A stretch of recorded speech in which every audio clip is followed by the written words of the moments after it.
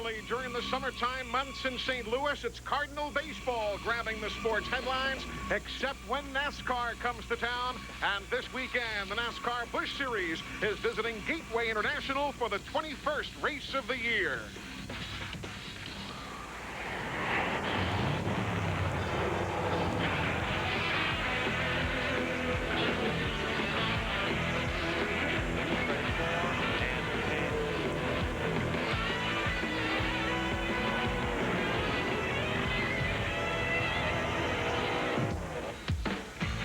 In the shadows of the majestic Gateway Arch in downtown St. Louis sits the mile-and-a-quarter Gateway International Raceway just across the river in Madison, Illinois. And after a rainout all day yesterday and rain that has fallen here at Gateway until just about an hour ago, we are racing both the track and Mother Nature in the Carquest Auto Parts 250. Good evening, everybody. Welcome to Gateway International. Eli Gold along with Buddy Baker. And welcome to the Jeff Green season. He's running like Jeff Gordon is. The way Gordon has dominated over the years in NASCAR Winston Cup racing, that's what Jeff Green is doing here in the NASCAR Busch Series this year. Virtually unprecedented, buddy. Well, it is, but every once in a while, combinations. You know, the drivers does not do everything. Richard Petty and Dale Inman had that special thing. Jeff Gordon and Ray Evernham that you were just talking about, they had that special thing. David Pearson and Wood Brothers.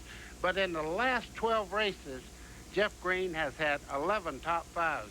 And it's because of that combination. Harold Holly, his crew chief, they really, really know how to win. And they're going to do a lot of it this year. And as though they need any extra help because of the rainout and qualifying that went by the wayside, they start by virtue of NASCAR Busch Series points here today, then down through owner points, then eventually towards the qualifying draw order. You'll see exactly where your favorite drivers line up. Jason Schuler starting up near the front. Remember that number 17 car, split by both he and Matt Kenseth throughout the course of the season. There you see Jeff Purvis, Bobby Hamilton Jr. with a new sponsor on his car. We'll be talking about that as the evening continues. Buckshot Jones likes this racetrack. So does Mike McLaughlin, the veteran Dick Trickle.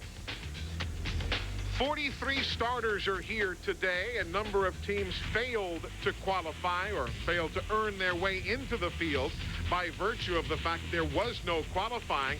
Inches upon inches of rain fell yesterday, and buddy, even the Remax Challenge Series race that was to have been run here this afternoon was halted after 13 laps because of a major downpour.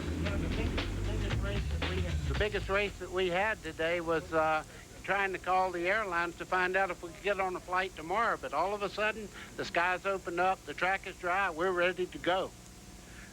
Meanwhile, as the field continues to make their warm-up laps, we go downstairs to the first of our two pit reporters for the evening, Mike Massaro. Well, Eli, as you know, racing at night always carries a certain amount of mystique. The atmosphere is incredibly electric. The sparks will fly and the steel will flash beneath the shining lights. As we have already noted, weather has been a big story, but the skies have cleared, and it looks promising for tonight's Carquest 250. However, make no doubt about it, the NASCAR Busch Series carries their own particular brand of lightning, and when 43 cars converge upon the Gateway International Raceway tonight, they'll do it with hurricane force. There's so many stories, and we'll cover them all tonight, but right now, there's none bigger than Jeff Green. You're exactly right, Mike, and let's talk about just a little bit more about how great Jeff Green has been this year. Look right here at this little rabbit. There's one of those on the front of his car, and that's exactly what he has been in the last 4 or 5 weeks of the NASCAR Busch Series season. He has 5 wins this year. He's won 4 out of the last 6 races. In those 6 races, he has led over 60% of the laps. This year, he's had 6 Bud Poles, 17 top 10s, 15 top 5s, a 552-point lead, and he also has won more money than anybody else, nearly $740,000. It's almost like a bunch of turtles have been chasing that rabbit. Jeff Green has been so good. Like Eli said, he starts on the pole. It'll be no surprise to anybody if he winds up in victory lane. This season in the NASCAR Busch Series, Jeff Green is the man. When you talk about him being the man, you're talking about him having a point lead of 552, even if he finishes dead last here this evening, and the number 2 man in points wins the event. Green will still go home with a lead of at least 400 points. We have a number of folks giving us rides around the Gateway International Raceway tonight, including NASCAR Winston Cup Series regular Joe Nemechek. And folks, as you ride around here with the drivers, you'll see a very interesting racetrack. Up in one end of the speedway, turns 1 and 2, drivers will say it's kind of like South Boston Speedway, a tight, short track. Then as they go towards the other end of the speedway, turns 3 and 4, it's kind of like Miami, Homestead Miami Speedway, sweeping corners. And, Buddy, there are other drivers who just say it's Darlington without the banking. I've talked to several of the drivers, and they said exactly that. You have to have the Darlington mentality. This corner, you have to address it. It's very tight, very quick in the middle part of the corner to get it set up for the back straightaway, where 3 and 4 is long and sweeping corner. And as we head down the back straightaway here, turns 3 and 4, you really get a lot of speed coming out of the corner there, where 1 and 2, you don't have that speed. You have to really slow the car down. There you see, 1.25 miles around, and notice the difference in the corners. So how do you set up here? I mean, where the compromise, certainly not as much as Pocono, I would guess, but where do you have to give somewhere? Well, if you run really fast through 3 and 4, that's the deciding corner. If you run fast through that corner, it has less elevation than 1 and 2. If you run through there, you go down the front straightaway really quick, then you have to slow down in 1 and 2 because it's a tighter corner. So this is a corner you really have to have the car set up for. Even riding around in a rental car here, you feel like you're going to impact the wall in turns 1 and 2. A very, very awkward, tight entrance and turn right there in that corner. Let's go downstairs to Glenn Jarrett. A little bit of a conversation going on down here, Eli. A NASCAR official was here. We see Harold Holly and Steve Addington, also Donnie Richardson off to the left over there. Those are the crew chiefs of the first 3 cars of Jeff Green, Jason Scheller, and Todd Bodine. They've been talking, NASCAR's been asking them about how the racetrack is. The racetrack looks to be pretty dry, but as you can see through my camera right now, pit road is not, particularly right past the white line there where you're going to accelerate getting out of the pits. The pit road speed is only 45 miles an hour. Getting into pits will probably be okay. However, upon exit, once they cross that white line and they can accelerate out of here, it could get a little slick, a little treacherous. And a number of the drivers, Glenn, have been waving off to the officials as they've come back down the main straightaway. They are waving to the officials, whether it's Matt Abernathy on the flag stand or whomever, saying the track is not quite ready. We had rain, as I said in the opening of the show, until just about an hour or so ago, maybe an hour and a quarter ago, so we're still in the track drying process. Eli, you see there 36 Chevrolets in the field tonight, 3 Fords and 4 Pontiacs. It looks like Chevrolet really has an advantage, but the good Fords are really good and Pontiacs also. So the field continues to try the racetrack. Again, the officials saying yes or no. Thumbs up or thumbs down is what they are asking the drivers. And as they come past the flag stand, the drivers will respond accordingly. Glenn, what is Harold Holly, Jeff Green's crew chief, saying? Well, let's find out, Eli. Harold, what is Jeff saying about the racetrack? Well, right now with the lights, the way they're shining on it, it's got a couple dark spots in it, a couple light spots in it. He can't tell if it's wet or what, but he says we're getting one to go this time, so he says he thinks everything's okay. Okay, there you heard it straight from Harold. He's telling us exactly what Jeff's saying. And Buddy Baker, I remember when I saw a dark spot on the racetrack, it was usually where the water was running under my race car right after I had wrecked. Well, you see them going back and forth there, getting heat into the tires, cleaning the racing surface of the tire, so when they do go under green, they won't go down in the corner on a cold tire. So the field now is getting the 1 to go signal. We are 1 lap away from green in the Carquest Auto Parts 250. And there you see, with a 1.25 mile racetrack, 200 laps equaling the 250 miles. And one thing we can assure you of tonight, folks, there will be a new NASCAR Busch Series winner here, because Elliott Sadler, who has won one of the events here, and Dale Earnhardt Jr., who has won the other 2, neither are in attendance tonight. Yeah, and I left out Dale Earnhardt Jr. and Tony Eury, and they certainly dominated up here. They had 2 races in a row. 97 and or 98, 99, they right. won both races. Now, a number of drivers failed to earn a spot in the starting lineup. because there was no qualifying, and by virtue of either the point standings, the owner winner status, or the qualifying draw, those 8 drivers failed to earn a spot in the Carquest Auto Parts 250, and they are regretfully heading on home, but they will be, I'm sure, back at Indianapolis Raceway Park for the next stop on the NASCAR Busch Series upcoming in 1 week's time. Eli, as they come around, there's several Winston Cup drivers way back in the field here, so they'll be interesting to watch as they start working their way to the front. Buckshot Jones tested here. Randy LaJoy likes riding here. Hermie Sadler, Joe Nemechek. As we get set to go green, the first of 200 laps here at Gateway International, the governor set to drop the green flag, and we are underway.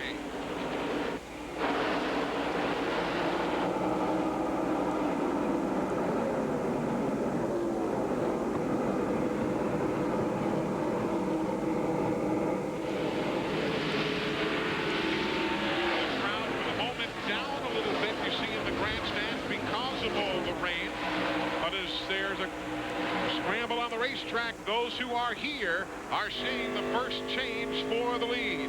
Kevin Harvick there in the 2 car was the quickest in practice, and he's showing a lot of muscle here on the very first lap.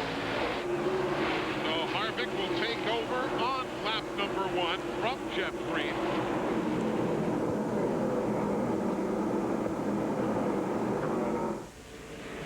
Back straightaway. I know we say this quite often, but we've got trouble on the back straightaway. Off the tight number 2 corner, you've got caution all across that area. You see Tom Hubert in the 20 coming at you. Ted Musgrave is driving the car behind him, the channel lock machine. And caution out for the first time at lap number 2 for a multi-car incident off the number 2 corner.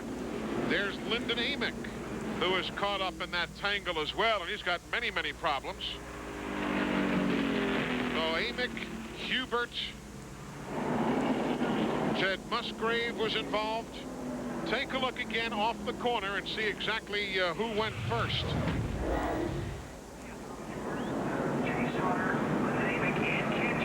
Well, you know what happened at the green and white machine. Jason Schuler might have checked up. Lyndon Amick was in that also, and he was in that very first tier there. The 77 car there was also involved. That is Mike Wallace. Right, Mike Wallace driving the Lear machine here this weekend. So a number of cars caught up in the first incident of the evening after just 2 of 200 laps. Welcome back, everybody. Still under caution. 43 drivers started. 2 have already gone to the garage. Lyndon Amick and Ken Schrader. Team cars, the machines are. There's Amick's machine. You saw Schrader's sitting by the wayside as well. A lot of fellas getting caught up in that accident off turn number 2. And a bunch of them on the front straightaway here with a lot of damage also, trying to stay out there. Blaze Alexander was involved. You're right with Hermie Sadler as they start off the corner here. Where would you want to go here, Eli? Well, Hermie just swerves a bit and takes the middle of the road. So Hermie Sadler continues out there unscathed, albeit in 34th spot. Mike Massaro has made his way to the garage area to check on Lyndon Amick's car. And Eli, a very disappointed Lyndon Amick. Heavy front end damage. It looks like the radiator may actually be destroyed. Lyndon, what happened? Well, I got caught up in somebody else's mess. I saw the 43 spin, and I got hit from behind, and we all were gathered up there in a wreck. You know, this is the second good run I think we had going, and, you know, get hit from behind again. You know, got hit from behind Nazareth. But I think PowerTel, Mitsubishi Wireless, they standing behind us. We've had about 4 weeks of bad luck here. And our other car, Schrader, got knocked out too. So we just have to come back next week. He mentioned his teammate Ken Schrader getting knocked out as well. That's a new formed alliance a couple of weeks back. It will also allow Lyndon Amick to jump in Ken Schrader's truck at IRP next week. But a disappointed Lyndon Amick right now, Eli. So he is out, and Kenny Schrader, who ran here last year and finished 12th, also apparently done for the night. Back in a moment.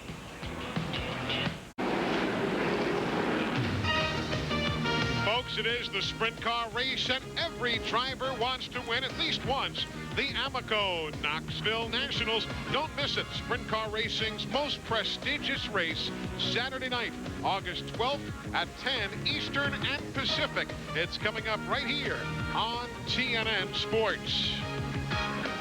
We're about a half lap away from going back to green. Let's check in with Glenn Jarrett. Guys, so far early on, it's been a great night for the rookies. Kevin Harvick, a rookie, leading. Ron Hornaday is 5th. Jason Schuler is 6th. But the guy I want you to keep an eye on is that guy, number 92, Jimmy Johnson. He was 2nd quickest in practice this afternoon. He really has a feel for this racetrack. I look for that young man to take that car to the front tonight. He is really getting around here well. Our race leader, Kevin Harvick. He was quickest, as Buddy told you before, in practice this afternoon. He has run 2 NASCAR Craftsman Truck Series races here, finishing 11th in 1998 and 27th a year ago. Let's take the green, riding with Jeff Green.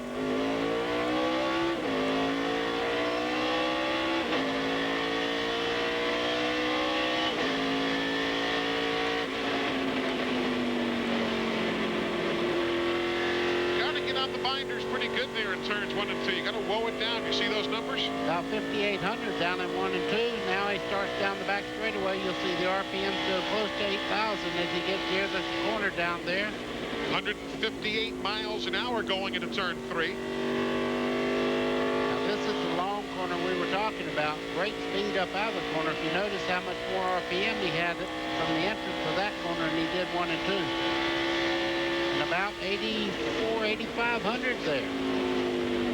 So the front straightaway by the getting off turns 3 and 4 is much quicker. The front straightaway is much quicker than the back straightaway. Field sorting itself out, and now there's problems. Problems up in the corner, turns 1 and 2 again, narrow up on you. That's Rich Bickle in that yellow number 91. Yep, Bickle was running so well in practice and all. And Fred Wanke was the crew chief on that car. He came up here to help. Right. And I know they're very disappointed to be out this early. They brought with them, and you see a lot of steam coming out of the number 58 of Mario Gosselin. He and Bickle getting together up there in the corner. Fred Wanke brought his entire Dana Dodge racing team with him. They crew Joe Ruttman in the NASCAR Craftsman Truck Series, and they were here to work with Rich Bickle. But obviously Bickle and Mario Gosselin having problems going for the same piece of real estate out of turn 2. Let's see exactly what happened. Whoa. Rich rode up a bit. Yeah, well, the front end took off, and he just made contact. Gosselin hard in the outside wall there on the driver's side. Watch him again there. Wow. That's hard contact. Bickle hits almost head-on going into the wall there. Too bad. Both those cars had great expectations about the race tonight. So some pretty good attrition early. Though Rich Bickle is okay. You see him surveying the damage as we've got the second caution of the evening underway. So Rich Bickle and Mario Gosselin getting their ride to the infield care center as we work the second caution flag of the evening. The first one came out on lap number 2, and this one coming out at lap number 11. As the attrition rate has grown early, Kenny Schrader is out of the event. Mario Gosselin, Rich Bickle, Lyndon Amick still in the garage. Mike Massaro, you're far too busy here this early in the race. That's right, Eli. We're already scurrying around the garage area, chasing after drivers who have already fallen out of the Carquest 250. One of them is Ken Schrader. And Ken, what happened? Everybody jammed up there. I guess someone got in Lyndon Amick, turned him around, and everybody jammed up, and I ran in the back of them. I got the right sponsor for when you crash on lap 2. And I guess that's Kleenex to wipe away the tears, Eli. Yes. Right, Kleenex normally on Bobby Hillen's car. Bobby did not make it into the field tonight, so he and Kleenex will be back together again at Indianapolis Raceway Park. But Kenny Schrader giving the Kimberly-Clark folks the free ride around Gateway International early in this evening's race. So we are working caution again here at Gateway. A lot of race fans, few birds getting a good view from the catch fence. The Carquest. Welcome back to Gateway International. The field getting the 1 to go signal here as we'll be back to racing in just a moment or so. If you're just joining us along the way, a number of NASCAR Winston Cup Series regulars on hand here tonight. There's Kenny Wallace. He and his brother Mike Wallace are in the field. And a good number of Winston Cup guys here tonight, buddy. Yes, they are. And Kenny Wallace is just up the road here. He and his brother Rusty and Mike Wallace all raced in this area. This is more or less home for them. So there you see all the Winston Cup guys. They were here signing autographs earlier. Of course, Kyle Petty, as many of you have no doubt heard, will be going full-time into this Busch Series car with Steve Grissom taking over the Mattel Hot Wheels machine effective at Darlington. Steve Grissom, who drives the Petty Enterprises truck on the NASCAR Craftsman Truck Series, and then Kyle will stay with this car, 45, and move it into Winston Cup racing next year. He just said in the aftermath of his son passing away, he said a Petty family member just has to drive that car, and that's what Kyle's going to do. Exactly right, and they'll move right on into Winston Cup, and that'll give Petty Enterprises 3 cars in Winston Cup. Let's see if we can get a few green flag laps under the old belts here right now. Got kind of a rocky start with 4 drivers in the garage, 15 laps in.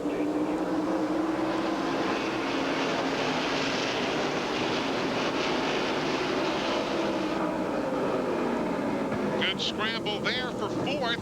Hornaday in that blue and yellow number 3 through the speedy dry that was put down after the accident.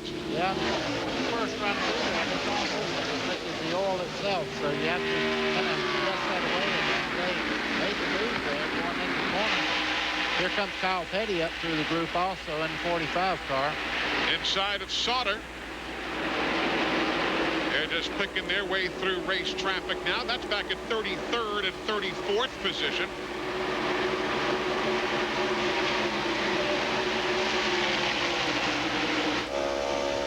Riding with Jay Sauter now into that tight turn 1 and 2 corner. Oh, I saw a car in trouble up there on the high side of the racetrack. No spin, though. He got her back straight.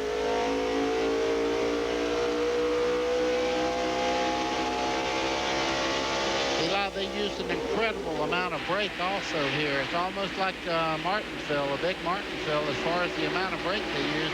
And the brake ducts themselves are just exactly like they run on the short tracks because of the amount of brake you use. Sauter running in 34th, back on the main straightaway. I love night racing for that shot there. You see the guys bottom out. You see those sparks go flying. They're there in the daytime, but you don't see them. Nighttime, boy, I mean, it magnifies everything. And you can see it. Visibility is just as good for the drivers at night as it is in the middle of the day. Ted Musgrave and Kyle Petty, those two there. Meanwhile, back up front, it is Harvick over Green and Jason Keller. Todd Bodine running in the 4th spot. Some pretty decent, spirited racing there, Glenn, behind the race leader. Yeah, that's pretty good right now, Eli. Jason Keller's car has been just a little bit loose. You see him right behind Jeff Green right there right now. Green didn't like his car the first few laps, but then he came back during that caution and told Harold Holly that it started feeling a lot better. What they all want right now is just like you said when we came back, they want some green flag laps here. They want to see what their cars are really going to be able to do, what they're going to need to do to fix them. You know, we started on a totally green racetrack, had a big rain shower here, washed all the rubber off what little there was. And so now they're using this really as a test session, this first session of the race, to see exactly how the cars are going to act, to see what kind of changes they might need to make. But so far, a lot of them been reporting a little bit loose. There you see a good front 3 battle. There's Todd Bodine. Wouldn't it be nice to see him do something well? I mean, his last 3 races, he has just gone to Stinko. I mean, 31st at Milwaukee, 40th at Nazareth, 21st at Pikes Peak, and the team's just a whole lot better than that, obviously, and they kind of shake their heads, shrug their shoulders, and it's some terrible racing luck, but they really have not had success here in the last month. No, and when it goes bad, you try to figure out why all of a sudden you start having bad luck, and you have to work your way out of bad luck. It's not luck, it's the way you prepare yourself for the event. Green getting closer again to Harvick in the battle for the lead. Jeff Green's much quicker in the center part of the corner. As he picks up the throttle here, he's trying to get on the inside. If he gets side by side with Harvick, he won't have much choice but to let him go right on into the corner. Remember, we saw Nemechek's telemetry earlier. He was only turning 158 miles an hour. That was 156 for Green. Look out for Keller, too, on the inside. Well, they have him set up right now, but he sure did drive that car very well on the high side there. Harvick did. And there is good racing room, but I don't think in 3 and 4 you want to be on that high side. If you get out of that black part, you can see the car slip right there, but he's still putting up a valiant effort there to try to keep Green from going by. They almost touched there. They did the second time, and Jeff Green led that lap. So laps 1 through 21 led by Harvick. Jeff Green will lead lap number 22, and then Harvick takes the lead again if he can hang on till they come back around to the stripe this time by. Well, he's showing a lot of muscle on the high side of the racetrack. And for the first time, he's down where Green was at, but Green couldn't make his car make the move there. You can see right there, much quicker though in the center part of the corner. And sooner or later, the tires, as they get hotter, fuel load gets lighter. Green's got a better handling race car in the center part of the corner. Don't know if you folks had a chance to watch or listen to the race last week from Pikes Peak International Raceway. Jeff Green won in a spectacular race against his brother David Green, who drives the number 34 car. I was talking to him. He said that was the highlight of his entire racing career. He said to run your brother and have the fun of knowing that it was you and your brother and one of you were going to win. He said that had to be the most fun he's ever had. And of course the third Green brother, Mark Green, who drives the number 63 car here in the Busch Series, he's in the field tonight. As a matter of fact, tonight is the 50th race that all 3 Green brothers have competed in the same event. 50th time that Jeff and David and Mark have all competed in the same event, as there's the battle for 7th now. Jimmy Johnson, he's got the 92 inside of Schuler in the 17, and he makes the pass. Glenn Jarrett said keep an eye on Jimmy Johnson. He's lightning fast, and you can see right there he put about a 2-car length run on Jason Schuler in the 17, right in the center part of the corner. Jimmy Johnson's on a mission right now. 98 is Elton Sawyer there, the Lysol machine. That was the car that was new in Nazareth, Pennsylvania, where he finished second. And Schuler right there, even though he's new to the NASCAR Busch Series, he has run here 3 times in another one of NASCAR's touring series, the Remax Challenge Series. Matter of fact, he won the race here back in 1998. Schuler's a good driver. He went up in Madison, Wisconsin a couple of weeks ago on that Remax Challenge Series. He made a nice slide move on Brian Hoppy and grabbed the victory that night a couple of weeks ago. He's a good driver. Matt Kenseth wouldn't have him in there subbing for him when he's not in this car. So they have a lot of, you know, it's a family operation. Oh, he gets sideways just as I started to brag on him right coming out of the corner there. Almost went around.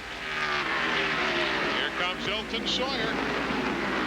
That's for 8th place. Can't pull it off. Casey Atwood in the 27 now moves up on these 2 as they try to sort this position out right there. But Jason Schuler was very, very loose off turn 1.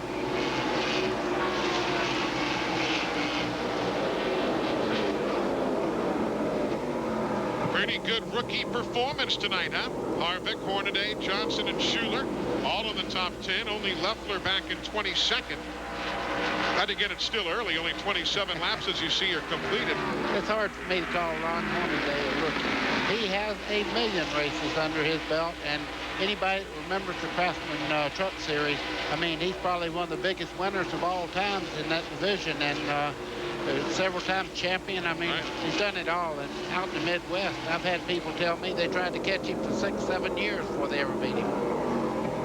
And of course, Mike Hornaday finished second here in the NASCAR Craftsman Truck Series in 98.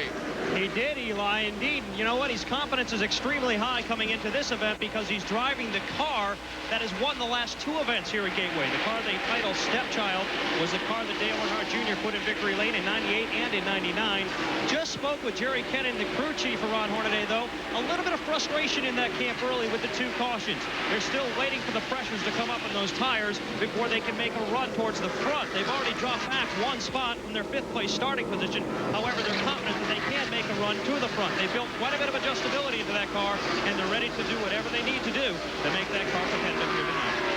And that battle is ongoing for 6th place with Jimmy Johnson there, and Johnson will try and grab it, and does. How much pressure is on Hornaday, buddy? Because that's the same car that Dale Earnhardt Jr. drove to victory here last year, so you know the car can win. Does that add pressure to a driver? Okay, let's really talk about that just for a second, because this is an entirely different race car and different crew that's working on this car right here. Of course, the Uri bunch, they went up with Dale Earnhardt Jr., so we're talking about a different deal, and he also won at Nazareth. I'm sure that took a lot off of him.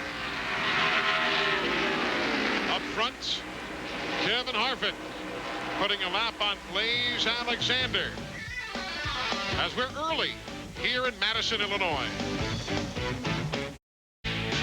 Welcome back. The Carquest Auto Parts 250 is live on TNN Sports this evening. Glad you're tuned in. Eli Gold, Buddy Baker, Glenn Jarrett, Mike Massaro. Pretty good scramble up front now. Kevin Harvick in the 2, Jason Keller in the 57. Harvick led the first 21 laps of the race. Jeff Green led lap 22, and Harvick reassumed the lead at 23 and has now led for the last 10 laps. Eli, I believe Jeff Green is a points racer right now. His car was, we got a report from the pits that his car was a little snug in the center part of the corner, meaning it won't turn when he wants it to turn. And he just dropped back there in a place where he didn't put any pressure. Lead change looks like to me, Eli. Could be, and look who's quickest on that run down there. Todd Bodine had the quick lap moments ago. I know Keller couldn't make it work. I guess you really risk binding up your race car if you turn it too hard right there. Well, we'll see, because he hasn't given up yet. They're starting to really battle for this lead, and I'm sure Jason Keller would like to put a lot of heat on him right now, because you see Jeff Green, he dropped back, moved back up. Right now, these cars are able to stay on the bottom, but for some reason, Kevin Harvick has his car really, really good on the high side of the racetrack. Just keeps it wound up off the high side and shoots down that back straightaway, which is longer than the front straightaway. The back stretch is 1,976 feet. The front straight is 1,922. Yeah. Oh, is that the year you were born or something? It was, exactly. Look at this now. We're going to see if Keller can really go down in the corner here. And the funny part is, watch Harvick does. From there out, from the center out, he does really accelerate. Jason Keller has 2 top 5 finishes here at Gateway. But this may well be the first time he leads, if he can hang on to the lead over Harvick. Here he comes to the stripe. You can see Jason Keller's car has slipped just a little bit as he started out the corner there. The back jumped out. Harvick's making it very, very tough to get that spot. Harvick leading that lap. Oh! I thought they had made contact as they started in, and Jason said, I'm going to let the teammate go back up here and see if he can do anything with him, it looks like. Todd Bodine, though, is closed in there in 4th spot now. Jeff Green makes the move in and around Keller. And there's old Fido. I'm not talking about Todd. That's the name of his car. That's the car, Fido, that number 66. That's the nickname. By the way, Eli, you're exactly right. That is the same car that Dale Earnhardt Jr. won the race here in last year, and I'm certain there's a lot of pressure. If you bring the same car back, and it's won several times here, you need to pick it up here. And Hornaday is dropping back just a little bit. He's back to 8th right now. Harvick the leader as we check in with Glenn Jarrett. We're looking at Jason Keller right there, guys. He was just kind of cooling his tires now. He got them really hot while he was under Harvick there battling for the lead. The car that Jason is in is the car that he ran last at Myrtle Beach, South Carolina, back last month. And he really likes this car. In fact, his crew chief, Steve Addington, told me that he had never had a driver as adamant about wanting to take a particular car to a racetrack as Jason was about this one. They had a real fast car last week at Pikes Peak, but it went away after about 60 laps, and they couldn't get the car to turn. Jason really likes this car. Now, let's talk about the number 34 of David Green. We're looking at Kevin Harvick there, but David Green is coming into the picture, and he is consistently number 34 there. You see him right at the end of that pack. He's in 5th place right now. He is consistently one of the fastest cars on the racetrack, and that side-by-side battle for the lead has enabled him to catch the pack. There's another Green, and that's David going to have something to say about this before it's over. Here's Mike Massaro. Well, and Randy LaJoie finished second here at Gateway a year ago, but it doesn't look good for the rest of the evening for the man from Norwalk, Connecticut. He's reporting a vibration in the motor, and it could be terminal. Right now, he runs 12th, but keep in mind, he started 8th, has already dropped back 4 spots. Eli? So 12th spot right now, but the lead is still held by Harvick of the front 5, establishing some domination early in the Carquest Auto Parts 250.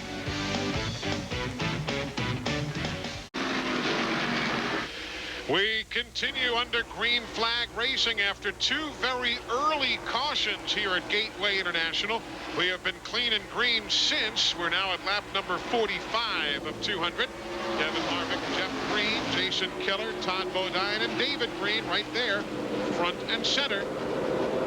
6th is Elton Sawyer. Jimmy Johnson is 7th. Good run for Hank Parker Jr. He's now running an A spot. There he is. Remember, he had that great 4th place run last week at Pikes Peak. And you know, this could be a good weekend for the family. His brother, Catfish, as they call him, Billy Catfish Parker, he won the pole and the race last night at Tri-County Speedway in Hudson, North Carolina. So a nice little family sweep if Hank Jr. can take the Marines car to the front. And for the people who don't know, Hank Parker Sr. is the guy that is the champion fisherman that does the show on TNN. Hank Parker Jr. running well.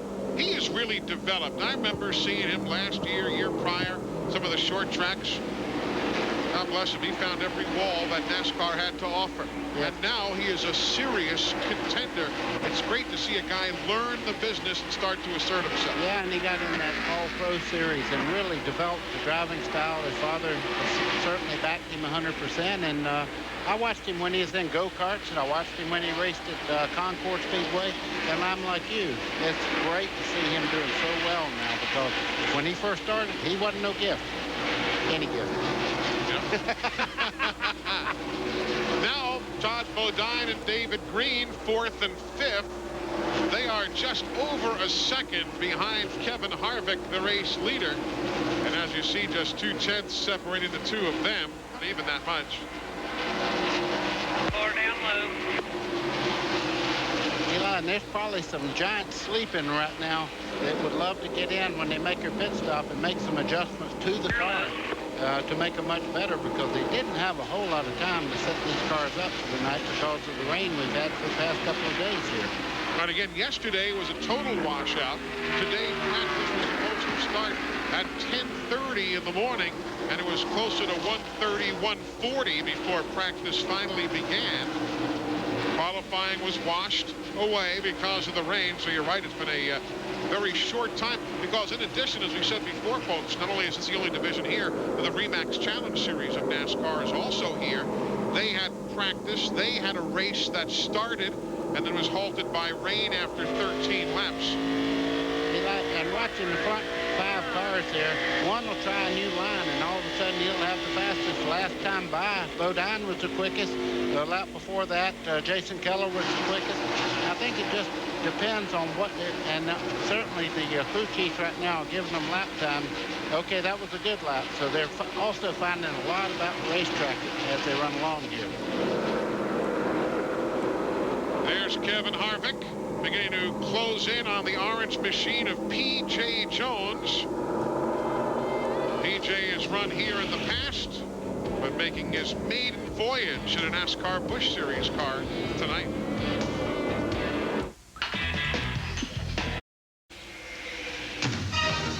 Folks, coming up tomorrow here on TNN, we will have ASA racing from Toledo, Ohio. At the halfway mark, several drivers still have a shot at the ASA point title.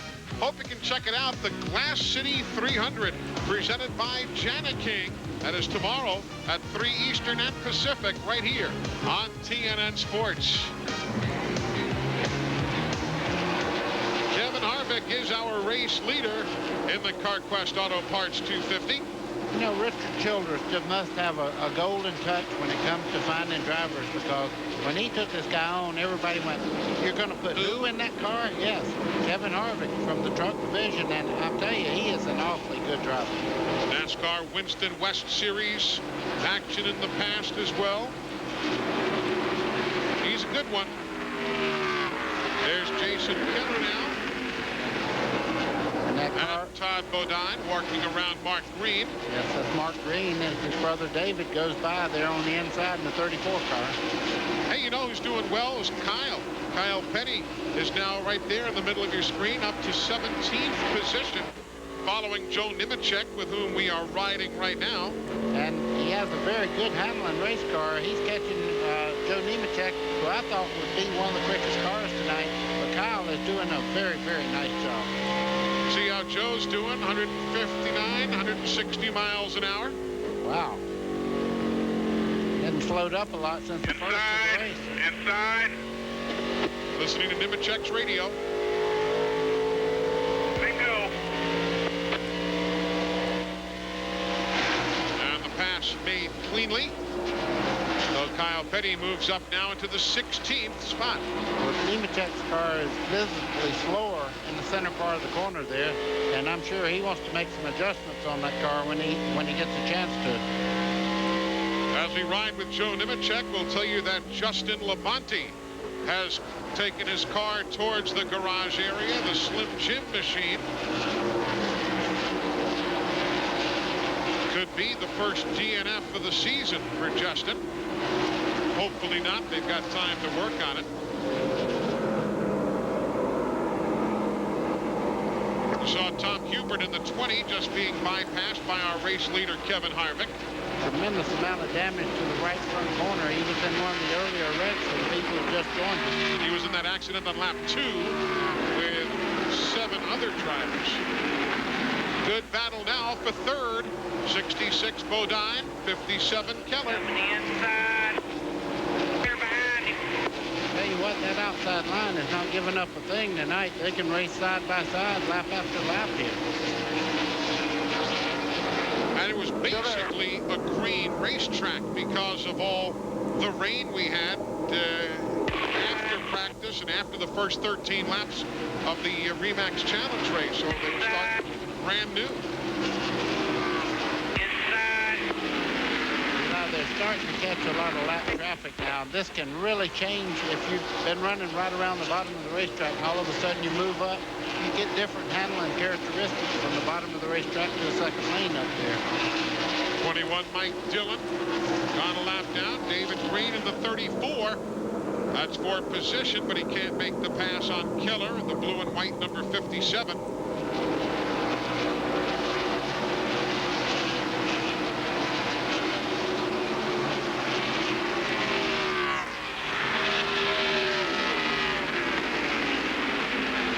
You see Ron Hornaday in the number 3, the blue and yellow. And Mike, he kind of got himself settled in 14th or so and really hasn't moved from there. But that may not last, Eli. As we mentioned earlier, Kyle Petty coming on extremely hard. He's right on the rear bumper of the Napa Chevrolet right now, closing in fast. And Ron Hornaday, to compound matters, is reporting that he's got a very bad vibration. It's getting worse lap after lap. They're going to try to hold on for another 30 laps if they can. So that's the update on the Ron Hornaday machine. Up for third spot now. David Green grabs the spot away from Jason Keller. So they swap around near the front here at Gateway International. If you are a Justin Labonte fan, word from the garage, he is done for the evening. Engine failure on the Slim Jim car. So he joins Kenny Schrader, Mario Gosselin, Rich Bickle, and Lyndon Amick. Those in the garage area in the middle stages of the Carquest Auto Parts 250. You know, David Green is one of the few people that I know of that won a championship in Busch Grand National and also was a crew chief on the championship team. So he knows the car very well, and as they go along, you can see the balance of his car really paying off as he moves in on the lead. Fellas who are among the leaders in points battling right there. Of course, that's all relative. Jeff Green is the point leader by 552 and by 559 over Todd Bodine. You realize how many points that is, folks? Jeff Green is 3 points shy of leading by 3 full races worth of points for the race leader. Out on you there. Virtually unprecedented. Or for the average person back home that does not know what the point standings mean, he could stay out of 2 races and still have the championship lead. It's remarkable, really. And that's how they run at this very moment. And as we said at the opening of the show, if Green finished last and Killer, who was second in points, won the race, Jeff Green's lead would still be 400 points. The leader, Harvick, in the the blue number 2, trying to put a lap on Hermie Sadler, and has done so. And Ricky Hendricks is just in front of him in jeopardy right now, going a lap down. And that's Rick Hendricks' son that owns the Jeff Gordon car. He tested here the other day. Ricky Hendrick did. As a matter of fact, Todd Bodine was here coaching him the other day. That's part of the, I guess you'd call the association between Todd's team and the Hendrick team. Todd came by here, served as a coach for Ricky, and enjoys doing that. Likes working with the young drivers. Kind of like that Baker guy, or worked with that Ryan Newman guy. And took him to victory lane at Pocono last week. We're back in a minute. Folks, premiering August the 6th here on TNN, it's the IHRA Summit Drag Racing Series. Not only will we be seeing the normal drag racing standards, Top Fuel, Funny Car, and Pro Stock, but you'll be seeing the Wild Pro Mods and the 200-mile-an-hour Nitro Harley motorcycles. It's the IHRA Summit Drag Racing Series every Sunday night, 10:30 Eastern and Pacific, starting August 6th, right here on TNN Sports. Kevin Harvick, at 24 years of age, is the race leader here in the Carquest Auto Parts 250. Some of the teams making some early pit stops. Ricky Hendrick is in at lap 72 as David Green wants to grab 3rd spot. Yeah, that car is really starting to work quite well for him. Todd Bodine has a fast race car, but David Green got position on him on the inside. And, of course, Todd Bodine did not press the issue. He just rolled out of the throttle and let him go. Not far from halfway, 27 laps shy of the midpoint of the event. 200 laps, 250 miles. Joe Nemechek has made his pit stop. Steve Park is in. We'll just keep you informed as to who's pitting here, lap 73, while we watch the on-track action for you. The 2 brothers say they like to race each other. They're going to have an opportunity here as David Green pulls up on the back bumper of Jeff Green. Other pit stops taking place again here at lap number 74. Tim Fedor. Here goes 2nd spot. Green passing Green, under Green. I bet my brother would do that for me. Yeah, right. So David Green 66, right with you now. takes the spot, and you hear the fact that 66, Todd Bodine, is right with you. Clear the back, buddy. You would be Jeff Green as we listen to him. We'll put some new meat on you. Now, that's new tires right there. Joe Nemechek just took on new tires. He just went by the leader of the race, Kevin Harvick, like he was tied to a stick. But that's fresh tires, and they get so much better grip. As I said that, Harvick, the 1998 NASCAR Winston West champion. don't do it. With Fedor who was inside. Man.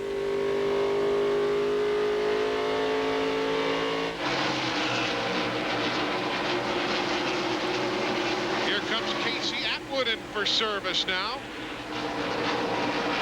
His stop coming in lap 76. David Green making a run right now. Kevin Harvick on the inside. Looks like he may have the muscle to pull off the lead. So David Green becomes the new leader in the Carquest Auto Parts 250. Harvick leading from 34 through 75. And David Green taking over at 76. Harvick's handle's gone away on his car just a little bit. Bodine fighting on the outside of Jeff Green now as they swap position. That's for second.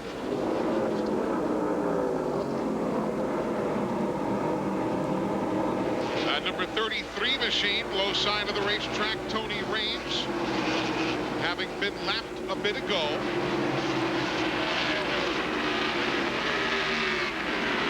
But Mike, looks like Kevin Harvick is in need of a pit stop. He may be in need of a pit stop, but believe this, they tell me lap 92. That's spectacular gas mileage. However, they are complaining that they may have a developing problem with the right front tire. It is getting a little bit soft, and unless that gets worse, they're still planning on coming in on lap number 92. However, that tire may dictate when they stop.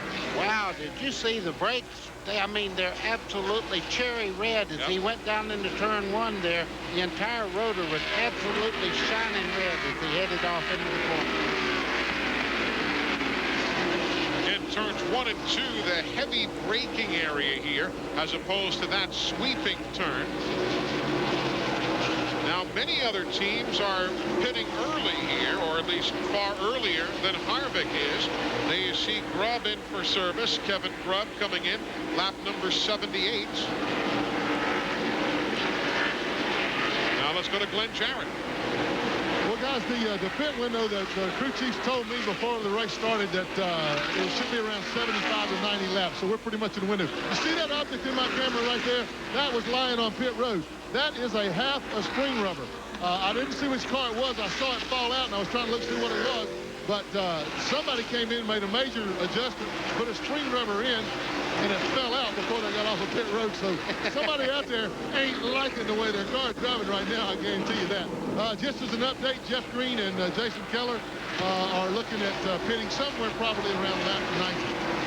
And if you want to know how good David Green's car is running right now on the computer, he is 2 miles an hour faster than second and third every lap. Everybody coming in for pit stops while you watch David Green. Elton Sawyer is in there. The Lysol team goes to work. Phil Parsons has been in. Just saw Phil going by after service on his machine. All of this under green. And you heard the report from Mike Massaro. All of this taking place roughly 12 laps before we expect to see Kevin Harvick come down pit road, as David Green will put a lap on Dick Trickle. Here comes Jeff Purvis now in the Porter Cable entry. Start looking left. He's in on lap 81. All of these stops under green.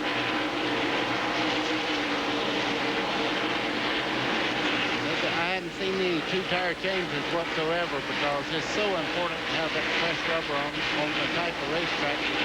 This is a flat track. You really need the grip. Straight out, 5,000 in first, 4,000 in second. So Purvis's stop is now complete. Kenny Wallace coming in for service, lap number 82, and he comes in too fast. He comes in too fast, so you see the NASCAR official in front of him. Oh, and problems for David Green. Problems for David Green, the race leader. Todd Bodine takes over, and I bet he might be out of fuel. Yeah, and he was past where you could come in the pit area, so when it ran out, now he's got to hope that he can coast back in, but he's going to be several laps down because this is a long ways to have to coast around the racetrack, and you can see he's down to about 40, 50 miles an hour coasting down the back straightaway. My goodness, is this ever a heartbreaker?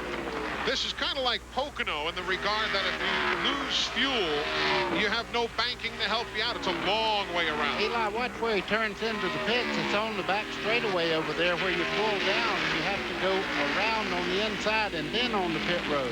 See where he's coming down there? And the crew is waiting. It's going to be a while. Kyle Petty is in. You see the grass in between where he's at right there? That's the road that they have to come on. And he ran out of fuel way back over here, and he couldn't get down to the pit road. He's already a lap down. He's about to go a second lap down. Here comes the leader, Todd Bodine, going past him. So Todd comes in for service. Mike McLaughlin is in for service. Here comes Jimmy Johnson at Jason Keller going in for service. The new leader now is Harvick. He'll take over the top spot as Todd Bodine pits Oh, what a heartbreaker for David Green. Let's go downstairs to Glenn.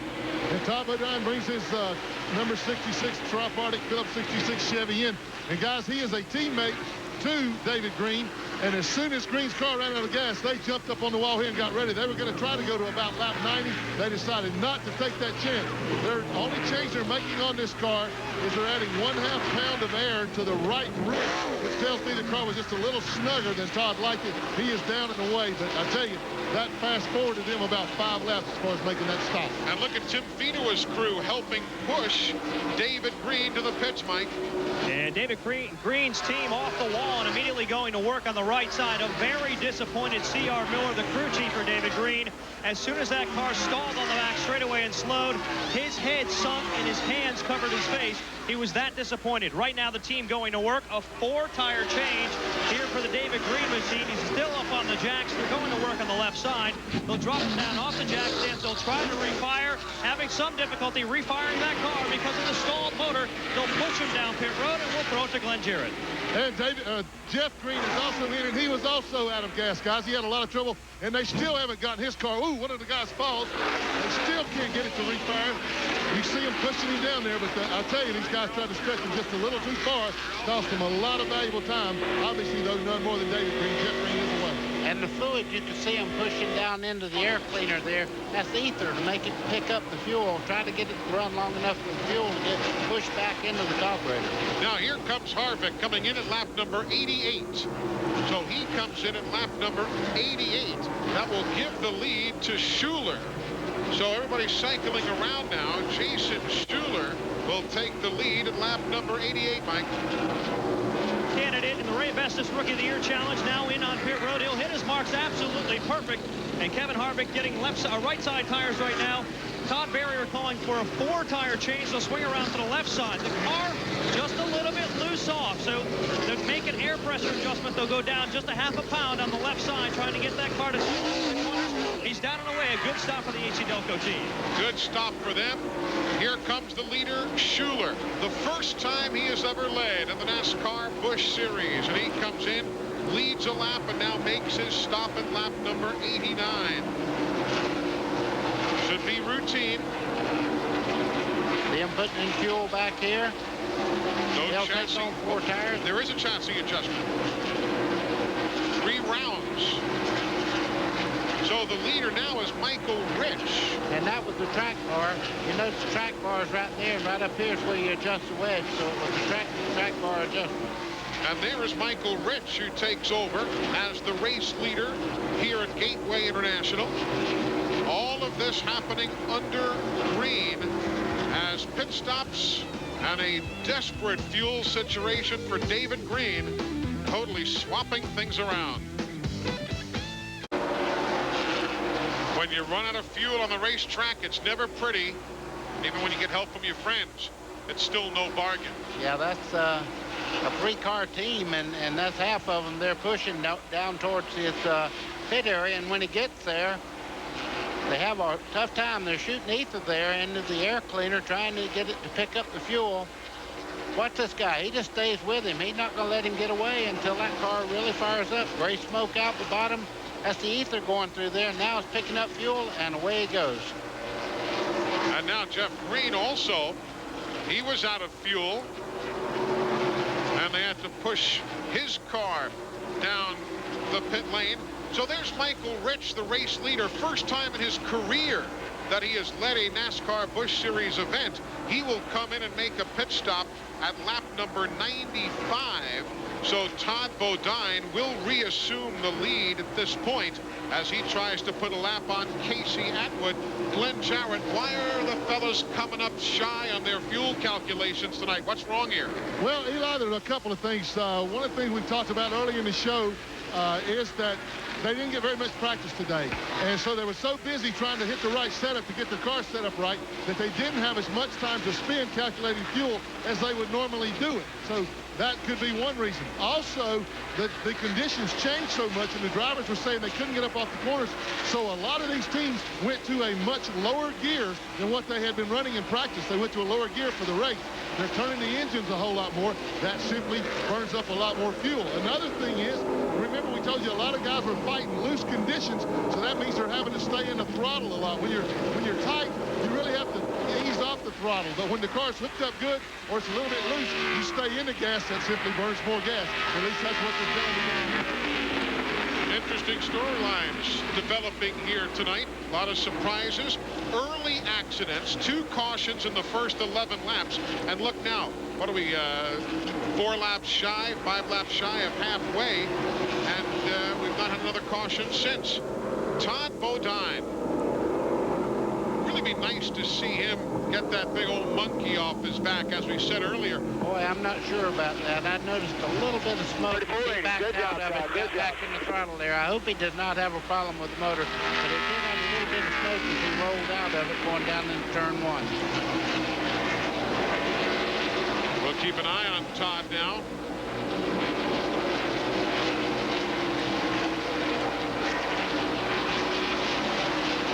Couple of laps shy of halfway. Tell you, on a rainy weekend, as we've had here outside of St. Louis. Whatever it is, it fixed itself. It didn't smoke that time, so hooray for that. I certainly don't want to see him have any more problems. I was going to say, on a rainy weekend like we've had, it's always nice to get to halfway and make sure it's an official event.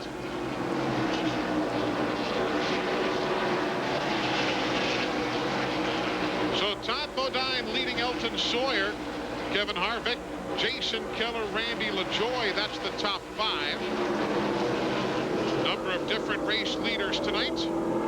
Harvick, Jeff Green, Keller, David Green, Todd Bodine, obviously. Jason Schuler, Michael Rich, all leading at one point or another in the Carquest Auto Parts 250. In the garage area, Justin Labonte, Rich Bickle, Mario Gosselin, and Kenny Schrader. While Lyndon Amick has returned to the racetrack, he is now 38 laps behind that man, Todd Bodine. So halfway home in the Carquest Auto Parts 250 here on TNN Sports. Now, it's not the best of odds, but Todd likes his spot for now. Hope you folks are logged on to NASCAR Online right now, your 24-hour NASCAR Garage Pass. If not, log on a bit later on or throughout the week. All the information leading up to the races in Indianapolis. NASCAR.com is the address for NASCAR Online. Boy, Kevin Harvick just went by our second-place runner, Elton Sawyer, and just went right on up there and took that second spot away. Everybody's made their pit stops now. We've cycled back on around with Todd Bodine leading Elton Sawyer. Harvick right there, the 2, having gone around Elton now to take over that second spot. Pit stops completed. The summary shows that some guys had themselves a good pit stop, and others, hey, look at Jeff Green, the problems he had there, costing him dearly, and obviously David Green.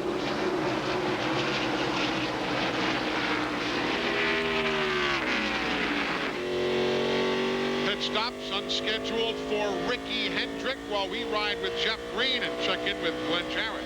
Well, Jeff Green's car is driving pretty well right now. They took a little bit of wedge out of the car on the left side. It was a little bit tight, as we told you earlier on. He likes the way the car is driving. He doesn't like his position on the racetrack right now. What you talked about, you guys, when we came back, there was the amount of time that he lost on that pit stop. Remember, his car did run out of fuel. I asked Harold Holly about that. He said, hey, we stopped 5 laps earlier than we intended to. He said when the 34 car ran out, we came in early. We do not know why, other than those things that I talked about a while ago. There is a little bit of a mystery, but man, it has put them way behind. What they need right now is a caution flag to help them catch up to Todd Bodine, and they're going to hope that that caution flag is not because of them. There's Jeff Green. You just saw Ricky Hendrick moments ago, his car being pushed to the garage area. And the Team GMAC entry with what they are telling us preliminarily is an engine problem. Well, let's see what Jeff Green can do. Now, some 17 seconds behind the race leader. Ahead of him, some pretty good scrambles on the track. The 4 is Purvis. That white machine is not in the battle, but the guy you're riding with now, Randy LaJoy, is. He and the guy just ahead of him, Purvis, battling for 5th and 6th spot. And this is the kind of racetrack that Randy LaJoy really gets around. The flatter the better for him, and he really enjoys this track.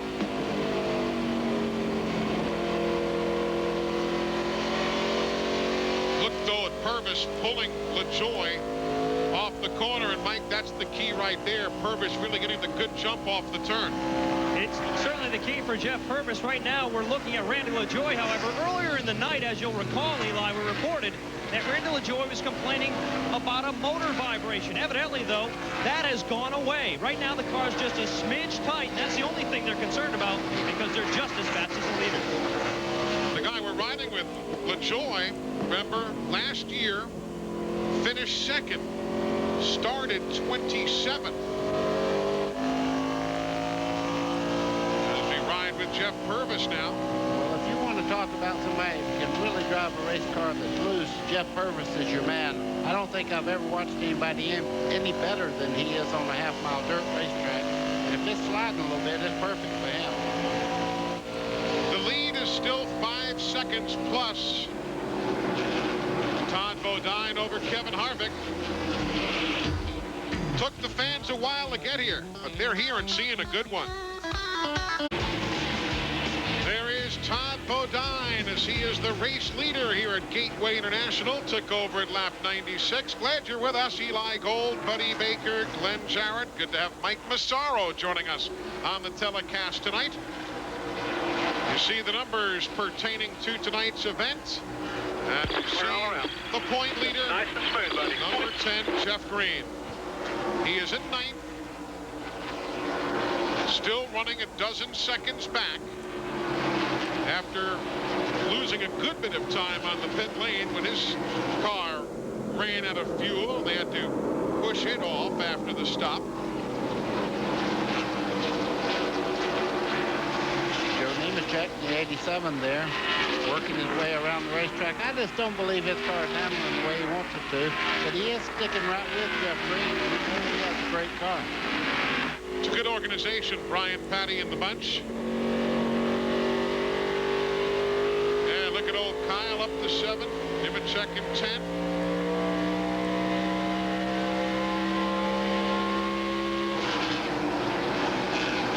Right there, you're watching a battle for position. That is 9th place between the 10 and the 87 with whom we're riding.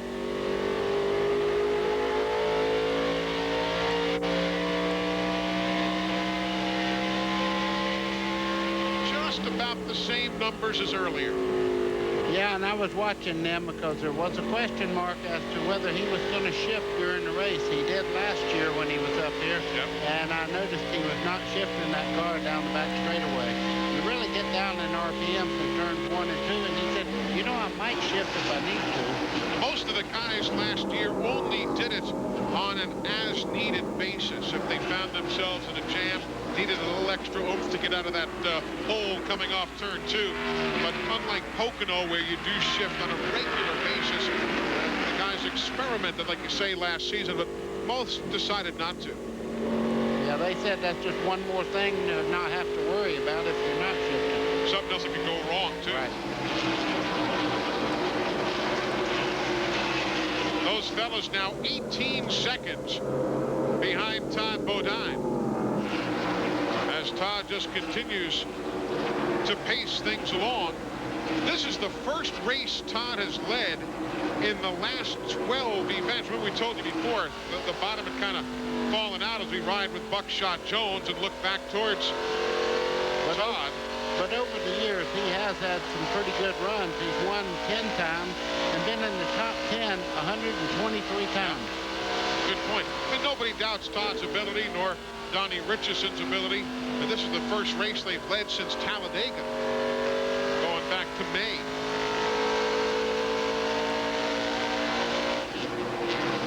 led 28 laps thus far of the 80 that have been, the 120 that have been competed. 13 top 10s for Todd this season, but as we said, for the last 6 races, 4 finishes of 21st or worst. But the car they call Fido, anything but a dog here tonight. Hey folks, the Arena Football League playoffs are underway, and the 50-yard indoor war moves on to round 2 of the playoffs next week. Hope you can join Mark May, Jill Arrington, and myself Thursday evening from Orlando, Florida, and Friday night from San Jose, California. Arena Football League playoffs right here next week, Thursday and Friday on TNN Sports. There is Todd Bodine going around P.J. Jones, who is being put a 3rd lap down. 4th place is a good scramble right now. 57 Keller grabbing 3rd away from Elton Sawyer. There's Dick Trickle in the 5 down there, but he's back in the field a little ways. Right, Dick Trickle in that red-orange number 5 in 21st spot. He's a couple of laps down. Up front, though, it is still Todd Bodine. His crew chief is Donnie Richardson, and he is our Carquest crew chief of the evening. This report brought to you by the 4,000 Carquest auto parts stores across North America. You'll find it at Carquest. Here's Glenn. Donnie, we talked about the bad luck that you guys have had over the past several weeks in the Busch Series. Looks like things have finally turned around. That car looks like it's on a rail. Well, let's hope the luck part's turned around. But, you know, when you get down, you got to come out with your best piece. And this is an old race car, but it always goes good. And we always depend on it. She always comes through. So hopefully she'll come through the rest of the night and bring this thing home where it belongs. Now, we know that you call this thing Fido. Tell us why. Well, sometimes, you know, you just got to throw a little caution to the wind. And Fido's an old Darrell Waltrip name, and it means forget it, drive on. So I took it from him and, you know, stole the name from him years ago. And we just needed one of them kind of cars, you know, one you can depend on. Just take no prisoners type car. This is it. We brought it here to win. Right now, guys, that's exactly what they're doing. I've been watching lap times. Nobody can touch Todd Bodine right now. He is the dominant machine. He has a 7-second lead on 2nd place, Kevin Harvick. Eli, and what happens there? Todd Bodine right now is running the racetrack. He's not trying to catch anyone, so he's in that perfect rhythm. And when you get that perfect rhythm, you drive the racetrack so much better than someone is trying to make up time on somebody. If you're a P.J. Jones fan, he has just been black flagged. There was some smoke coming from behind his machine going off into turn number 1. And you can just see some of that puff of smoke coming out of the base of the yellow freight machine. PJ has run 3 kart events here. He finished 21st, the next year 12th, the 3rd race 8th. So he got progressively better, but now some mechanical woes, and he will abide by the black flag and come in to the attention of the crew with some 69 laps to go. As he goes along, he's certainly going to get better and better in the full-body cars. Most of his experience is in open-wheel cars. And I will tell you this, I know his father Parnelli, and Parnelli Jones, when he showed up to a racetrack, he was there to either win or just tear it all to pieces. And this kid right here, he comes from a good bloodline. I think he's going to be a great driver. You know what I thought was neat? We saw Parnelli at one of the tracks recently. I've forgotten which one it was. And all the drivers would stop and they were kind of pointing. Hey, that's Parnelli Jones. That's the kind of respect that Parnelli Jones is held with. Oh, hang on up in the corner. Jason Schuler almost did the bad thing there. He got on the outside, and the racetrack has a lot of rubber buildup on the high side of the racetrack, and he got very loose coming off turn 2. Running in the 12th spot, nearly bought the wall. But he settles back in. You see Tim Fedua right behind him now. Hornaday you saw go by. So the running order there now is Hornaday in the 12th spot. Then Schuler 13th, Fedua 14th. Watch it there in the bottom right of your screen. Well, it gets very loose on the bottom, and now he has to drive it up there where grip is not very good at all. He was lucky to save that car. good piece of driving. He's very, very loose. In the center part of the corner, when he got back in the throttle, the back of the car just jumped out on him. And losing only 2 positions is fortunate right there, because we've seen those kind of incidents before. And normally the driver involved with a whole lot more than just 2 spots. Just joining us, Ricky Hendricks in the garage. Lyndon Amick is back in there. Justin Labonte, Rich Bickle, Mario Goslin, Kenny Schrader, and now P.J. Jones taking his car to the garage area. So the yellow freight entry with a sufficient enough problem to send him to the garage. Well, maybe the old monkey's going to be off Todd Bodine's back. He's the man to beat. Welcome back, everybody. Hank Parker Jr. running so very well, but he's about to be put a lap down by Todd Bodine, who is running very, very well. We're at lap 138. If you're a Mike McLaughlin fan, he is on the pit road with the hood up on the Gould's Pumps entry. There he is. McLaughlin running in the 30th spot when he came into the attention of the crew. Why don't we catch you up on who's where? Of course, that car coming straight at you. Todd Bodine is the race leader, and he's got himself a comfortable lead. The 53 of Hank Parker Jr., having just gone a lap down. He is running in the 16th spot, the first machine, 1 lap down. Next in line, Casey Atwood in the number 27 machine. He's back in 28th spot, 2 laps down. You know, Casey's not had a top 5 finish since Dover last September, some 26 races ago. Pulling back now, looking for the next runner in line. The number 18 of Jason Leffler making his debut here at Gateway International. He's running back in the 17th spot. He is a lap down to our race leader, Todd Bodine.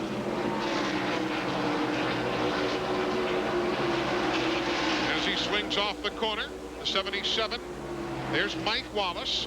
Mike Wallace in the 77. He is 9 laps down. The 2 is Kevin Harvick. He is running in 2nd spot. He is right now being shown 6.5 seconds behind the leader.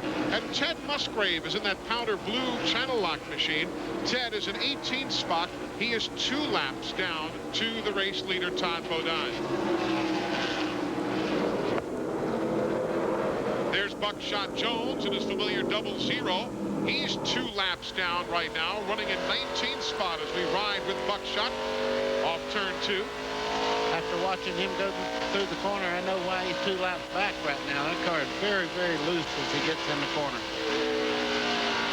Jason Keller is next in line behind the Buckshot Jones car. There's Jason right there. He is in 3rd. Finds himself a dozen seconds behind our race leader. Then Bobby Hamilton Jr. with the new look on that car for the weekend. The Williams Travel Centers Incorporated folks taking over as the primary sponsor, replacing the Baywatch restaurants and cafes, who now become an associate. Then you've got Jay Sauter in the 43. He's in 20th. He is also being shown a couple of laps down to our race leader, Todd Bodine. That's the kind of pace that Todd has been setting here. There's Dick Trickle. He is battling Sauter for position. Trickle is in 21st. There's the 31 of Steve Park next in line, and the 34 of David Green. Remember, David Green was running so very well, then lost those 3 laps and fell back to 29th when he made that extended pit stop after running out of fuel. There's the 4 of Jeff Purvis. He's 13 seconds behind Todd Bodine. Purvis is in 4th, riding with him on the lead lap here at Gateway International. Then we go way back. There again is Hank Parker. We had talked about him a while ago. Hank is in 29th spot, 3 laps down to the race leader. Then the 83 machine running in the 22nd spot. That's Wayne Grubb. Great catch there. He almost spun out while you were talking about him. Michael Rich in the 55, who led a short while ago, first time in his career. He led on the NASCAR Busch Series. Michael Rich in 23rd position, 2 laps down to Todd Bodine. Elton Sawyer, he is in 5th. He's on the lead lap. Remember how long ago we saw Jeff Purvis? Well, that's the spread from Purvis back to Sawyer. It's 7 seconds, and Elton's 19 behind the leader. He's battling with Kyle Petty for position. Kyle is 6th. He is 20.2 seconds down to the leader, Todd Bodine. There's Randy LaJoy. He's in 7th. He is 16.5 seconds back of Todd Bodine. Then behind him, you'll find Jeff Green. There's that familiar number 10 machine. And Jeff Green is running in the 8th spot. But right now, he is 23 seconds behind the leader. But he's still on the lead lap, which is more than you can say for many of the fellas out there right now. Many laps down in the middle to late stages of the Carquest Auto Parts 250. Blaze Alexander. Man, his car's been through the ringer tonight since that very first accident on lap 2. Blaze is in 36th. He's 11 laps down. There's Ron Hornaday. He's on the lead lap. He is in 9th position. Oh, Ron Hornaday, 27 seconds down. And there's Hermie Sadler. Haven't talked much about the 30 machine. He's in 23rd spot now. Hermie is being posted a couple of laps down to our leader, Todd Bodine. While we're taking you around the racetrack, we'll tell you that Phil Parsons has made a pit stop. Joe Nemechek has made a pit stop. Tony Raines has made a pit stop. That's why they've not been on the racetrack here of late. Mike Dillon running in the number 21 car. He's in 31st spot. Dillon's 4 laps behind Todd Bodine. There's Jason Schuler. He was up near the lead earlier. Still on the lead lap, but he is 31 seconds down. 25, Kenny Wallace. At 37, Kevin Grubb. Grubb is in 11th spot. Wallace in 12th. They're battling for position. That's the best battle on the racetrack right now for the 11th spot. Give it to Wallace. There's Mark Green, the 3rd of the Green brothers. He's now in 32nd position, 3 laps back. Jimmy Johnson in the Alltel car, number 92. He's in 13th position. He's on the lead lap, 26 seconds back. There's Phil Parsons in the Kingsford car. He just made his pit stop before, dropping Phil to 3 laps down, 28. And there is Todd Bodine, our race leader. So that's everybody who's running on the racetrack. The others in the garage, P.J. Jones, Ricky Hendrick, Lyndon Amick, Justin Labonte, Rich Bickle, Mario Goslin, Kenny Schrader. All of those drivers are currently in the garage area. Hey, you know what happened this week, folks? The legendary Soapbox Derby in Akron, Ohio. We had our cameras there to check it out. The 63rd running of the All-American Soapbox Derby was held on July 22nd at Derby Downs in Akron, Ohio. Goodyear served as the national title sponsor of the Derby, and several NASCAR personalities made appearances. Even NASCAR legend Bobby Allison got behind the wheel.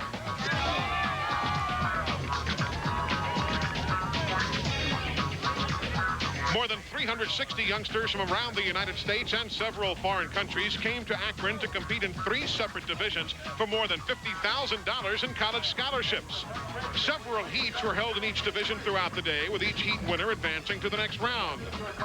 At the end of the day, 3 champions were crowned. Cody Butler of Anderson, Indiana, won the Masters division. He was a proud young man when he climbed from his race car. Jeff, how do you feel, buddy? Good. Did a great job. What's it feel like to win the championship? Great. Derek Etherington, also of Anderson, Indiana, won the Super Stock division. And a young lady, hometown star Rachel Curran of Akron, won the Stock division. How you feel, champ? My feeling is fine. I can't explain the words. Thank Goodyear. Oh my gosh. Thank you, Goodyear. Congratulations to all of the winners of the 63rd Annual All-American Soapbox Derby.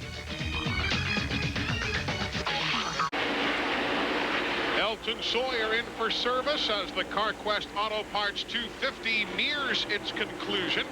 Kevin Harvick was in at lap 154. This is 156, and there's a problem.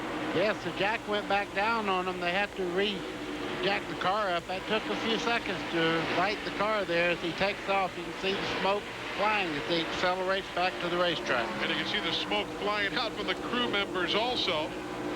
There comes other scheduled stops now. Jason Schuler in the 17 there. He's in lap 157. We should be a lap or two away from Todd Bodine, one would assume.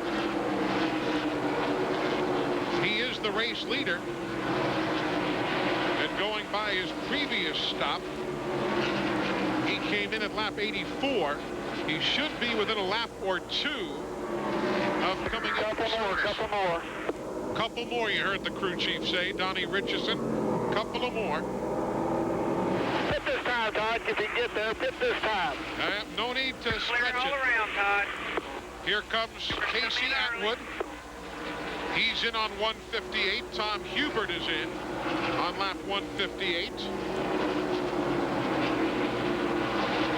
And here comes Todd Bodine. He will make his stop at lap 159. Second gear.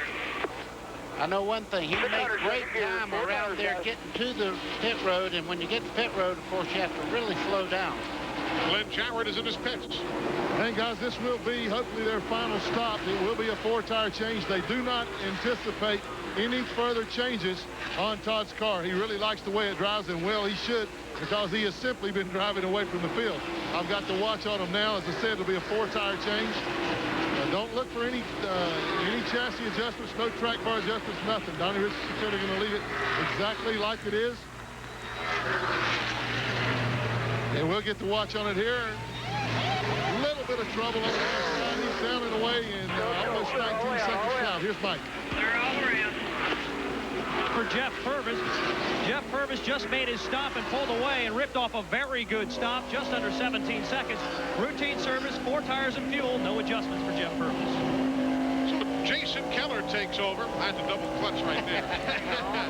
All clear behind the front. Jason Keller takes over as the race leader. He assumes the lead at lap 160 as Kyle Petty and Jeff Green are both in now at lap 160. And Ron Hornaday follows him down pit road. Right on, Rod, listen to me. Come on, come on. Back to pit road, Glenn. As Jeff Green comes in, their car still hasn't been exactly the way they want it, guys. And you can see them going to the left side there and making a chassis adjustment. Looks like they're taking some bite out of the car. It's been a little too tight for Jeff all night long. Right side was done in a real hurry. Left side is up now. This looks to be a much better stop. Oh, it is. He's down and away. That was a great stop. I didn't get a watch on it, but it was fast. That should gain him some position on the track. Here comes Hornaday right behind him. Both of them had great stops there. They're going to be all clear. And one thing I noticed about Todd Bodine is how much he picked up on everyone coming around turns 3 and 4 on the flat part coming in the pits. He flew through that area. The leader, Keller, is in. You saw Ted Musgrave in the Channel Lock car also coming in to make his stop. Lap number 161. Randy LaJoy will take over as the race leader. But here comes Randy LaJoy. So it'll cycle around towards Kenny Wallace, who'll be next to lead here at Gateway International. Back to the pits. And once again, Jason Keller has brought his car in for his final stop, the 4-tire change. Haven't seen any chassis adjustments. They did make a slight air pressure adjustment. Jason's car still not exactly the way he wants it. Down and away in about 18.9 seconds. Another good stop. So far, every stop has been within about a 10th of a second or so. So this guy's doing a good job under the gun. All of these stops are under green. Bobby Hamilton Jr. is coming in. We're at lap 162 of 200. Here comes Kenny Wallace. He will make his pit stop, and that'll cycle us back on around to Todd Bodine, who leads again in the Carquest Auto Parts 250. There is the spread for the lead, but if you're watching closely, you know it is now the blue machine of Kevin Harvick who leads here in the Carquest Auto Parts 250 as he took the lead from Todd Bodine at lap 166. Watch it on the bottom of the right and see what happened to Todd's car. Watch the back end as he starts off here. He loses the back, and right there he lost all the momentum. Kevin Harvick hard in the accelerator, moves right up beside him as they go down the back straightaway towards turn 3, and they'll just take the lead right away from Todd Bodine. So Harvick takes the lead at lap 166. Now, can he keep Todd Bodine at bay once he got around him? He's pulled it by 0.6 of a second. Well, I think they made a great adjustment on Kevin Harvick's car because before, oh, you see Todd Bodine high on the racetrack. He's got problems. Glenn, what's the story down there? He's got big problems. Yeah, the car is very, very loose. They didn't make any chassis changes, but this set of tires is much, much looser than this previous set. And as I'm talking right now, guys, I'm looking at turn 1. There's something lying on the racetrack. Well, the car just ran over it. It's still in the groove. I don't think NASCAR has seen it. It went up out of the groove just now. But anyway, Todd's car is extremely loose. One reason that Kevin was able to make up so much ground to begin with, remember he stopped about 6 or 8 laps earlier than Todd did, put on those fresh tires, and that got him back out on the racetrack making up ground while Todd was on the old tires. Then when Todd went back out with the tires that are loose, he just hadn't been able to do anything with it. Boy, they are thick down here. Looks like the bug has bitten them again. Again, watch what happened a few moments ago after first getting loose and giving up the lead. Watch the bottom right for the replay and watch the 66 car. Okay, he's going down the back straightaway now. Full tilt as he heads down toward turn 3. And as he starts in here, something really goes wrong. He starts up the racetrack. Then gathered back in, but lost himself a couple of seconds in the exchange. I thought we were going to show the replay where he's up against the wall, but he was not completely up against it just then. No, but that previous lap, as we saw down there in the right-hand corner of the screen, he certainly did go up to the wall, but didn't make contact. And that was the difference. He was lucky he didn't hit the wall. As we saw him come so very, very close. Now Jimmy Johnson of the 92. Harvick is the number 2 machine, who is the race leader. It's easy to pick up the cars that are handling well. You can see Jimmy Johnson, he was really making a run towards the lead not long ago, and now he's losing the back end of the car as he starts up out of the corner very loose. And Kevin Harvick looks like he's just stuck to the racetrack. So the 14th place runner about to go a lap down if Harvick can dispense with him.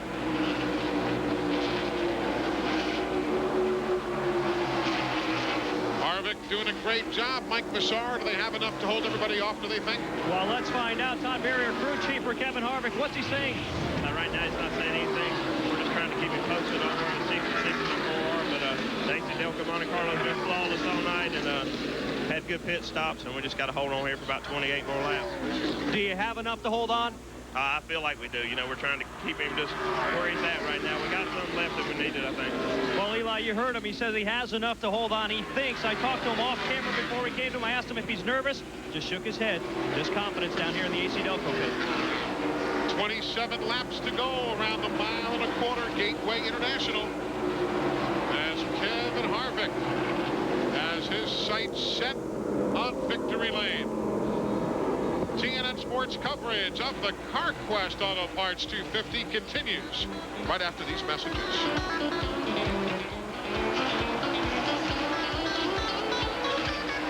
You worry about... Kevin Harvick continues to lead here at Gateway International Raceway. We're just outside of St. Louis, just across the river in Madison, Illinois. Todd Bodine is now backslid to 3rd. He's 5 1/10 seconds behind Harvick. That's just going to be tough to stop. Yeah, come in and not make any changes whatsoever, just change tires, and he went back out, and he obviously had a problem from the get-go there. He lost control of the car down in turns 1 and 2, then went right up against the wall in turns 3 and 4. 35-40. 35.40 seconds on that last lap. That's what you heard, the 35.40. You look around around here. They've done a great job on the lighting of this racetrack. Sometimes you see a little dark spot at some tracks, what have you. Very, very evenly lit here. And you know another factor tonight, buddy? It's in the 70s. Usually when we're here, it's in the hundreds. Oh, no kidding. I mean, this was like a pleasant surprise. We got off the airplane here. It wasn't 125 degrees when we got off. I was surprised.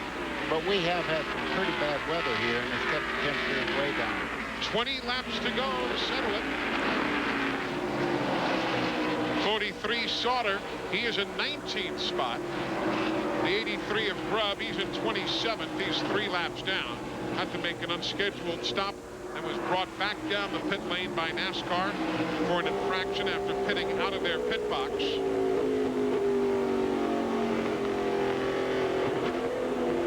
Wow.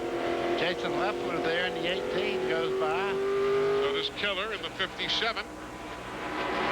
Keller's running in 4th. The lead is 3.7 seconds for Harvick over Purvis. Purvis has 2 seconds on Todd Bodine. Todd's got a couple on Jason Keller. While we're looking at Jason Leffler just in front there, he's an outstanding Silver Crown midget driver, and he really does not have a great deal of experience in full-body cars, and right now he's going through a learning process of what it'll take. But everybody at Joe Gibbs feels that he is going to be a rising star. A lot of good young talent in the world of NASCAR. There you see Todd Bodine still working around Glenn. Did they just not get the tires matched right or something? I don't know. Let's ask crew chief Donnie Richardson about that.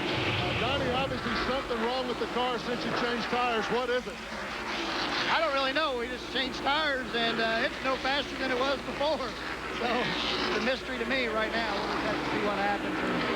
Well, you hear that big confusion in his voice. What he's saying there is that the car is no faster now on new tires than it was on the older tires. So obviously something went awry as we're looking at the problem for Kevin Grubb. Kevin Grubb running in the 12th spot. You saw some smoke come out of that car. And he's very high on the racetrack, and he's run into the wall there. The right side of that car is just murdered. That's what he did. See the right rear rubbing very hard as he goes down in the corner. That won't last very long. He better find the pits. If you're just tuning in, this race is clicking off at record speed. We've only had 2 cautions for 11 laps, and both cautions came and went in the first 15 laps of the event. We had a caution at lap 2, a caution at lap 11. That second caution went until lap 15, and we have been green ever since. I don't blame that wolf for having that head up in the air and hollering. Look at that. That is some real damage to the right side of the 37 car, Kevin Grubb. Too bad, too, just coming here 15 laps before the finish. Why don't we take care of one last piece of business, and we'll come back and see how she all wraps up here at Gateway International. Carquest Auto Parts 250, about done.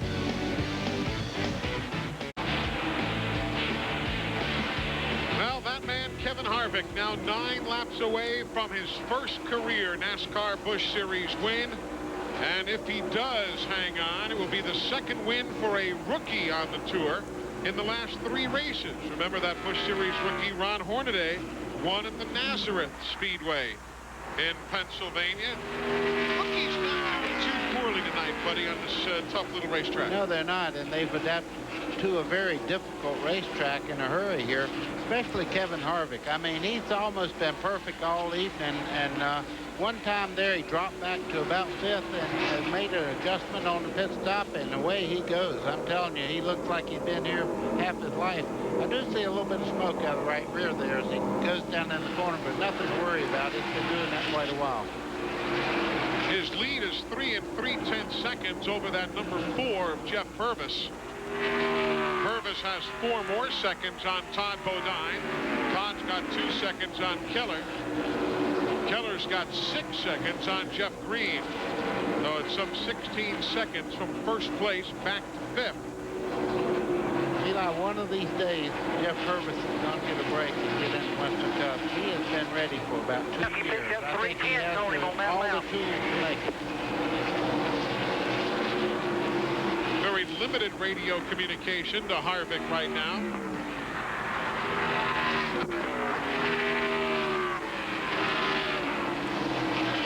There you see Todd Bodine in the 66, dealing with race traffic. Jimmy Johnson.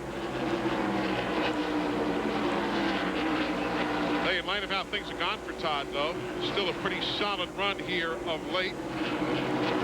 Here comes Tim Fedewa, unscheduled stop. Glenn Jarrett unscheduled for Fedewa.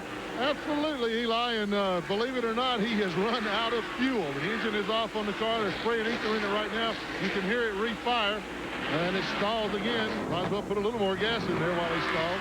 Be sure, there he goes. Nope, stalled again. Man, this is a tough break. Tim had driven all the way up to 8th place. Tough break for him. And you would just have to almost think that they didn't get it completely full on the last pit stop. Think, yeah. But yeah, from 8th place, Fedewa will come back out there somewhere around 12th, 13th, 14th. Wait to see exactly where he blends into traffic. Closing on the final 5 laps of this Carquest Auto Parts 250. You know, you talk about parity, buddy. This would be the 12th different winner in 21 races in the Busch Series schedule for the year 2000. Yeah, and I was just looking at a bunch of, I mean, when Jeff Green has a bad night, yeah, we're calling it a bad night. He's still in 5th. Exactly right. That's not going to hurt him one iota as far as the chase for the NASCAR Busch Series championship is concerned. See 57 Keller right there in the middle. That's for 4th place. Well, he is in 4th place. He's running in and around fellas who are not on the lead lap. Keller's going to figure his way through some of that traffic. And he's currently 2nd place in the national point standings.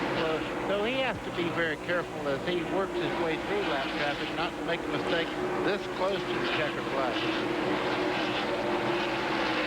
So now that he's gotten through that traffic, we'll go back to the leader, Harvick. His lead is 2 seconds on Jeff Purvis. So Purvis has turned it up just a bit. That's Mike Wallace down there in the 77. It's his first ride in this car. Chad Chapman had been in this car, but he was in early wreck and did a lot of damage to the car, and he's many laps back. Harvick's had a good year. This will be his 6th top 5 finish if he hangs on for the win. It'll be his 10th top 10. And there you see how the points will really not be impacted much at all. It was 552 points of an advantage for Green over Keller. So just a handful of point change is all. I'm going to tell you right now, this guy's knees are knocking because this is the greatest of, when you come from the West Coast over here and win a Busch Grand National race, that is very, very special, this young man. I guarantee you his heart's running as fast as that car right now. He's been in the Featherlight Southwest Tour of NASCAR. Kevin Harvick was the champion of the NASCAR Winston West Series. Learned this track and others on the NASCAR Craftsman Truck Series. And now in his 21st start is about a lap and a half away from his first win in the NASCAR Busch Series.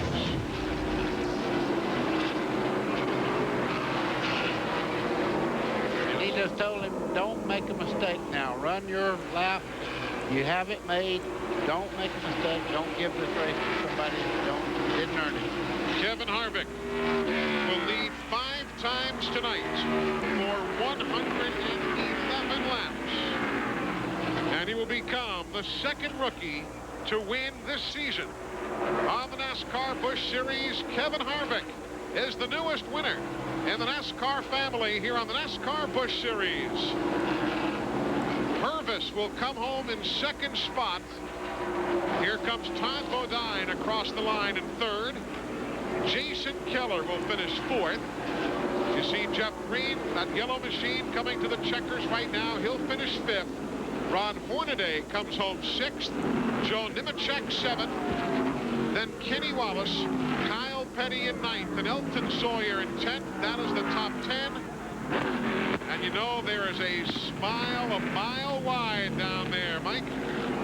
Celebration continues down here, Eli. As you can see, water being sprayed all around the pit area. We're going to try to grab a word with Todd Barrier, the crew chief of the AC Delco Chevrolet. Obviously a very emotional time down here. The first victory for Kevin Harvick. He has a Winston West title, but really, this is his first national NASCAR victory. And sharing in the celebration is Todd Barrier. Congratulations. I tell you what, Kevin did a heck of a job in this AC Delco Monte Carlo all day. The pit crew did great. The team did great. And more water. Including the 21 team. I mean, if it wasn't for them, you know, we wouldn't have none of this. We got 2 teams in one shop, and they do a great job together. I tell you, I've said 1,000 times, these people in the garage that Kevin Harvick is twice as good as us. If, man, if we could be halfway as good as him, sky's the limit, and we got a long way to go, but we can do this a lot if we get our junk together. Well, Todd, you shared in the tension over those last couple of laps. What were you telling him? I just told him, you know, it was fine. Don't push it. We still had plenty of space. You know, we just didn't want to push it and take a chance on wrecking the thing every time. It seemed like that car really took off after that final pit stop. What type of adjustments did you make to that car? No, we didn't do anything. We've been a little bit free getting in the corner, and we just didn't fill it up with fuel all the way just to try to tighten him up some. That's all we done. You can see the celebration continues. A big cloud of smoke down here on start-finish as Kevin Harvick lights it up. Eli? Folks, I have never seen Dean Scusa or John Force do a better burnout than that. Kevin Harvick is a first-time winner in the NASCAR Busch Series.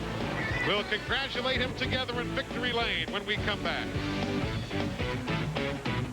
And Kevin Harvick has found victory lane after that spectacular burnout. He crawls out of the car and gets a nice Busch beer bath, which I don't want a part of, so I'm going to move. Well, you can see, guys, it's going to be a while before I talk to Kevin. Oh, goodness. Hey, Kevin, over here. Here, Kevin. Oh, he's going to get a little victory medallion and a handshake from me. Way to go, young man. What a heck of a race you drove. What an awesome race car. Man, I wish my dad was here right now. Those guys are the best. Without those pit stops tonight, I mean, we wouldn't have been anywhere close. But I want to thank AC Delco and Snap-on, Jim Goodwrench, and Richard Childers for giving me the opportunity. Kevin, one of the things that I noticed that really helped you, you guys pitted a little bit earlier than Todd Bodine, got your car set for that last run. The fresh tires, you made up a lot of ground before Todd pitted. Yeah, that's what Todd said. We tried it last week and had a chance at winning the race last week, and the caution came out. So, you know, it's one of those deals where it worked this week, and we made up 7 seconds, and we're just happy to be here. Well, now, Kevin, you've done a great job. You've had some races that you've led earlier on. You've run up front. You've been really competitive.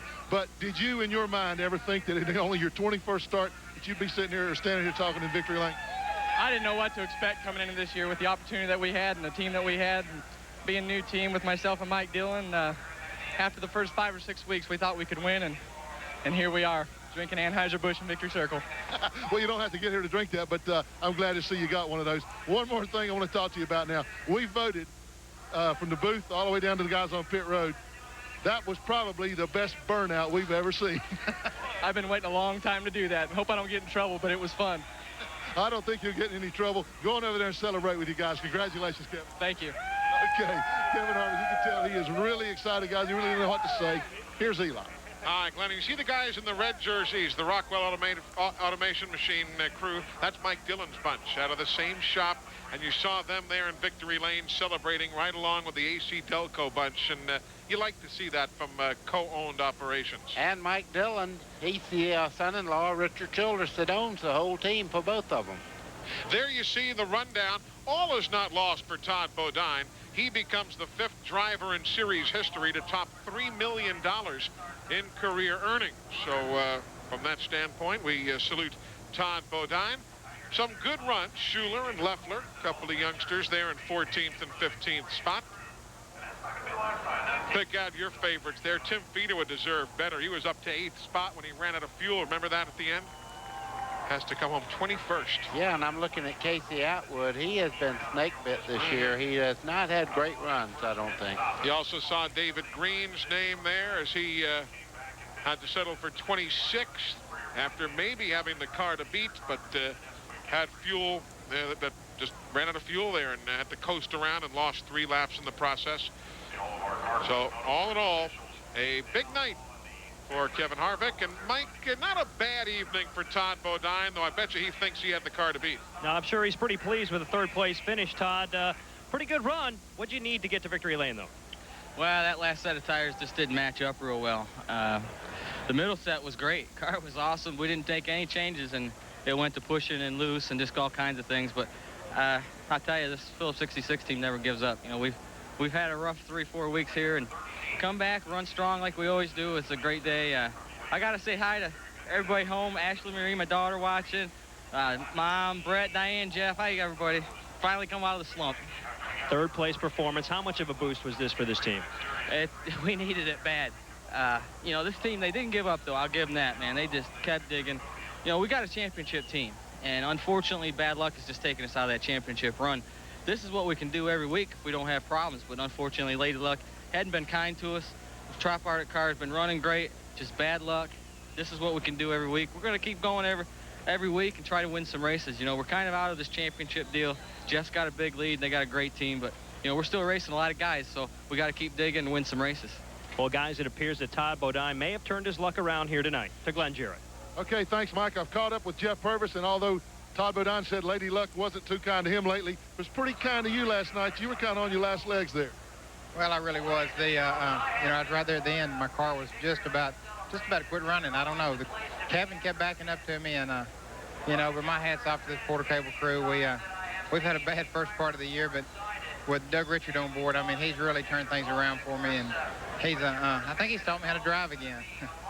Well, I catch the joke there, and what maybe a lot of people don't. Sometimes when a guy's having trouble in a racetrack, they tend to blame the driver first, and you bring a guy like Doug Richard in, it makes a big difference. Turn things around, all of a sudden you're a hero again. I'm sure that's what you mean. Tell me, in your words, though, how working with somebody with Richard, with all that experience that Doug has, what that does for you. I mean, it does give you a little bit fresher outlook. I mean, you're happier to come to the racetrack now because you know you're going to have a pretty good race car. Well, I know every week when I come, you know, when I leave here tonight, I'm anxious to get to Indy next week, and you know, he just makes the good calls, and he just, you know, I can tell him what I think the car's doing, and he can watch the car, and he can tell me if it's doing that or not, you know, just by watching. So he's got a lot of experience, and we're tickled to death to have him on board this Joe Gibbs crew. Well, congratulations on a great run, 2nd place. Maybe you get that first one next week in Indy. Well, I hope so, Glenn. I appreciate it. Thanks. Okay, Jeff Purvis comes home with a strong 2nd place finish, Eli. That matches his best of the year. He finished 2nd at Milwaukee. And as a matter of fact, Purvis in his last 4 races had the 2nd at Milwaukee, 6th at Nazareth, 13th at Pikes Peak, and 2nd here tonight. And of course, with Todd Bodine, who we spoke with earlier, this also matches his best finish of the year, matching his 3rd place run at Bristol. Hey folks, Friday nights on TNN, the hits just keep right on coming. You'll see tables and chairs go flying along with some good guys and some bad guys. It's all on ECW Wrestling. Find out what happens next. Friday night at 8 Eastern and Pacific on ECW Wrestling, a part of TNN's Thrill Zone Friday. That looks like contract time when I used to drive for some people. I bet it did. Let's go downstairs where Mike Massaro is caught up with Jeff Green. Well, Jeff Green didn't win this evening, but I'm sure he's pleased with a top 5 finish, Jeff. Another good run for you. I guess I can smile, Mike. It was a great run for us. Our Nesquik car was pretty good. You know, I think we had a car to maybe win the race. The 2 car was awfully good, but we run with him there early and just run out of gas, and under green flag like that, I couldn't get it started, you know, and they had to push me, and we lost, well, 3/4 of a lap to those guys, you know, and never had a caution flag to be able to catch back up. But, you know, I don't know. Can't complain about a top 5 in this series, and can't win them all, no doubt about that. So we'll just go to the RP and try to win there. And Kevin Harvick had an extremely strong race car this evening. What can you say about the young guns in the series? Well, you know, my hat's off to those guys, Hornaday and Harvick. They've got as much experience as we do. They're just not in these kind of cars. And Harvick was driving the wheels off of it. He wasn't giving nobody nothing, and showed that early. You know, first 20 laps, he was like the last 20. You know, he's driving that way. But that's his motto. That's not mine. But we had another good night for our Nesquik Chevy, and just hope everybody had a good time tonight. Good Lord watched over us again, and let us get this race in with all the weather, and had an awesome crowd here at St. Louis. So we're proud of that. Kind of a strange weekend. You mentioned the weather. How much did that wreak havoc with this team's schedule this weekend and with your strategy on the racetrack? Well, we had a little bit of problem in practice today. It only gave us an hour and a half, and when you have to get your race car ready for a 200-lap race or 250-mile race, you don't have a lot of opportunities to change it in an hour and a half. So we kind of guessed a little bit. We missed it just a touch, but we're still good enough to win. My teammate run fourth, so that's good for him too, and we're leading the points, me and him both. So just look forward to each and every weekend. Harold and the guys did a great job again with the situation we had, and the results wasn't the best what we come in here to do, but it was awfully good. I know a lot of these guys would like to run fifth. Well, guys, it wasn't a victory, but that's what they call a championship run. It all weighs out in the end of the season. This one will certainly figure into the equation. Guys? Thanks, Mike. You know, it was the 12th top 5 for Jeff Green in the last 13 races. And on a career-wide basis, it was his 50th top 5 finish in NASCAR Busch Series competition, his 75th top 10. That is the kind of consistency that is rewarded with championships. So there's the point battle right now behind Mr. Green, who has already reserved the head table for the banquet. Pretty tight, though, rest of the way down, isn't it? Yeah, good race for second. And they're further back now in the NASCAR Busch Series point standings. Some good young names, along with the mix of veterans there in the top 20. But obviously, Jeff Green is the man who continues as the hot shoe. Now it's time to honor our Bryant, cool driver of the race. Are you burning hot? You can call Bryant to the rescue at 1-888-999-BRYANT. It's Jason Keller, who's the cool driver of the race. Glenn? And he's pretty cool standing here, guys. Jason, great run tonight, 4th place finish, and you're in your favorite race car, too. I am. I've been trying to get the guys to bring this old car. We nicknamed it Elvis because we ran it in Memphis last year the first time, and just got a little bit behind on track position there, but had a great car all night long, and I wanted to prove to the guys it's my favorite car and I could run fast in it. So ran up front all night, and I'd like to thank Excedrin, Chevrolet, everybody involved, State Water Heaters. Got a great combination right now. Jeff and I were talking about a minute ago. We were it's a bad night for PPC racing when one of us don't win, you know. So, but it was a real nice night, and another top 5. I'm racking up more top 5s this year than I've ever had, so I'm pretty happy. You guys have got to be happy about the way things have gone, particularly lately, because a lot of those top 5s have come in the last several months on the series. Really has, you know, once we got in these summer months, we really kind of got into our groove, and we're happy with that. And you know, we keep chugging along there. The guys, I think I'm going to be racing the points, you know, kind of finished right there in front of me. But, you know, we can't really overstep our bounds. We just need to continue to run strong, and another top 5. And my wife hadn't been coming to the race. I've been racking up these top 5s. So I'd like to say hi to Deb and Joe and Jay back home, and miss you guys. See you tomorrow. But may have to leave her home more often. But just a great time for us right now, and just looking forward to getting back to South Carolina. With a statement like that, you probably will leave. I do want to say this now. In 6 days, we go to Indianapolis Raceway Park. That's where you got your first win in this series in 1995. Taking Elvis up there? Taking Elvis there, and may I take my wife? Maybe she'll be good luck for me next week.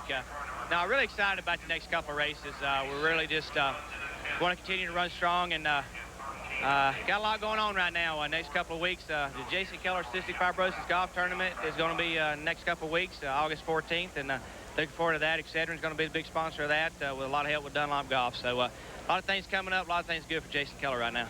Well, guys, I want to say this. Jason has been kind enough to invite me to the tournament. You're looking at the next winner of the Jason Keller Cystic Fibrosis Golf Tournament. I am the ringer. Thanks, Jason. There you go. Looking forward to it. I had to bring somebody in to beat Mike Dillon, and I knew you were the man. So I could beat Mike Dillon left-handed, and I hope he watches this. There you go. Sounds good. Great. Thanks a lot. They have dropped the gauntlet there. And Jason Keller, average finish in the last 12 races for him, 6.8. He has 9 top 10, so job well done. And I thought it was nice the way he backpedaled on bringing Deb to the races there. Yeah, but he knows how to play the game. Yes. He did apologize before he quit talking. Yeah, definitely. So they're celebrating in Victory Lane. Kevin Harvick is a first-time winner in the NASCAR Busch Series. We're back to Gateway after this.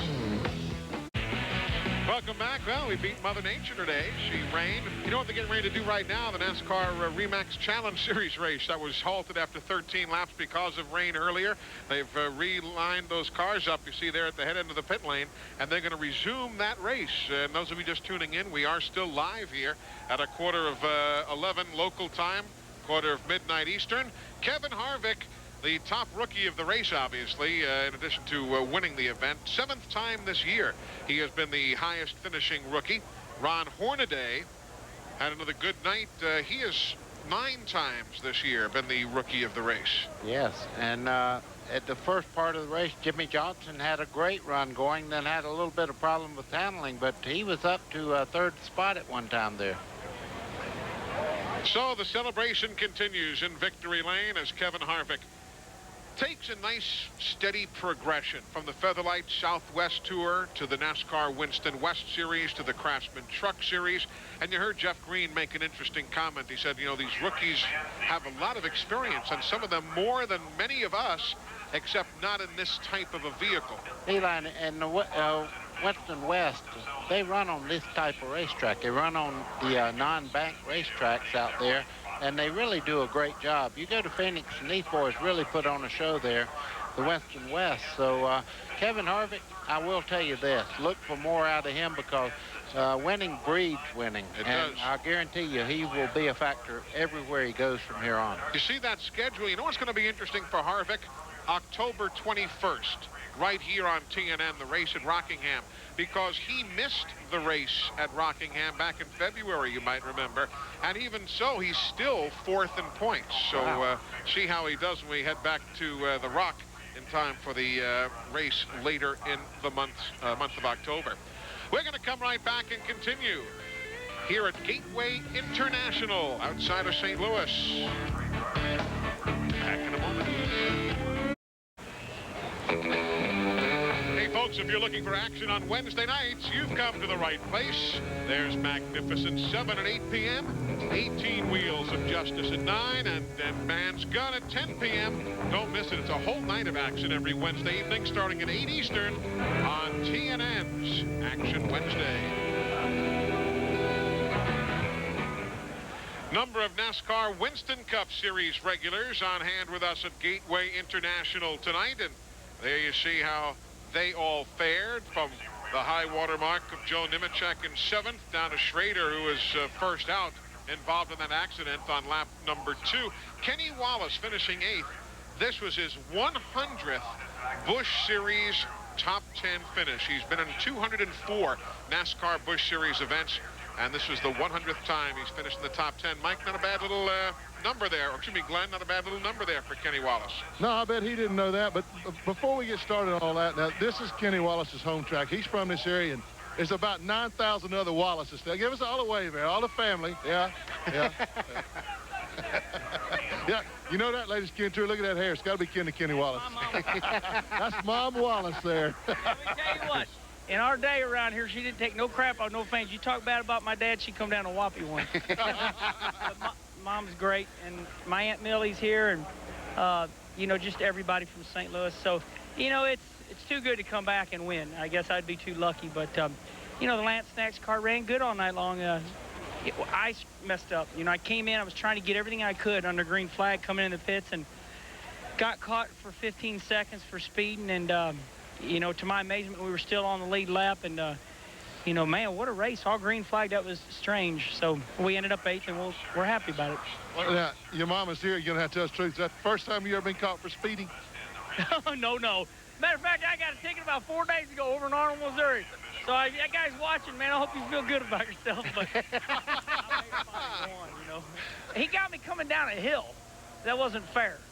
That's not fair. You always speed down a hill so you can get back up the next one. Yeah, and he gets me right where it changes, you know, from like, it was like a 61 and a 45, so it wasn't that bad. I have my whole family in there, so I wasn't going to do nothing bad. Now, Eli was talking, I believe he said that was your 100th top 10 finish in the Busch Series. So that's pretty good. I didn't realize you'd run that many races. Well, you know, the thing about it is that I guess, you know, youth is the movement, but I was the youth movement, you know, back in, I guess, you know, the early 90s. And, you know, we won a lot of these races. And I decided to go Winston Cup. And when you go Winston Cup, you know, you got to swallow your pride because to run last in Winston Cup, it takes a good man. So I gave up winning in the Busch Series and running in the top 10 every week to fulfill my dream and go Cup. And it's been the hardest thing I've ever done. But, gosh, it just feels good to come back and be competitive. I used to be hard on myself and say, you know, if you're not in the top 5 in the Busch, it don't mean nothing. But I tell you what, this series is unbelievably tough. And anything in the top 10, top 15, you just about got to be able to go to the next race and, you know, feel good about yourself. Well, Kenny, congratulations on a good run. And believe it or not, in the 1930s, I was in the youth movement. Yeah, well, okay. Hey, go Cardinals. We got like a 6.5-game lead, so Cincinnati's catching us. We got to get tough. We got to get McGuire fixed up. Put him on jack stands and fix his knee. We'll send him down to one of the Busch shops. We'll get him fixed up. Here's Mike Massaro. Well, guys, if you think the Cardinals have a big lead, well, you should take a look at Jeff Green's lead in the Busch Series, and a big part of that is Harold Holley, and you can really judge the weight of a champion by his work ethic. And Harold Holley, it's been 20 minutes after the race, and you're still working on the race car. Yeah, well, we had the car started out pretty good and had a little bit of a miscue on that first pit stop there, but the guys and Jeff did an awesome job recovering. That last pit stop was a low 16 green flag pit stop, and we made up a lot of track position, but had a few mishaps out there tonight, and I believe we might have broke a spring in a locker or something, and car just tightened up a little bit too much through the center. And I tell you what, Jeff Green did an awesome job in Nesquik Chevy to come back from where that he was, and the guys did an awesome job on pit road. I couldn't ask for anything better. To have a bad night and come out 5th, hey, we'll take it. 5th place performance, how does that fit into your championship strategy here in the stretch run? Well, top 5's our goal every time we go out, and if you can be in the top 5 at the end of the race, you'll have a shot at winning it eventually, and that's where we want to be at. Saw you earlier in the afternoon. You were shaking your head. It appeared you were a little bit frustrated with the weather. How much did the rain wreak havoc with your strategy here this weekend? Well, the track changed a lot, but tonight it came right back in. The track was really good, and Goodyear tires was awesome, I tell you.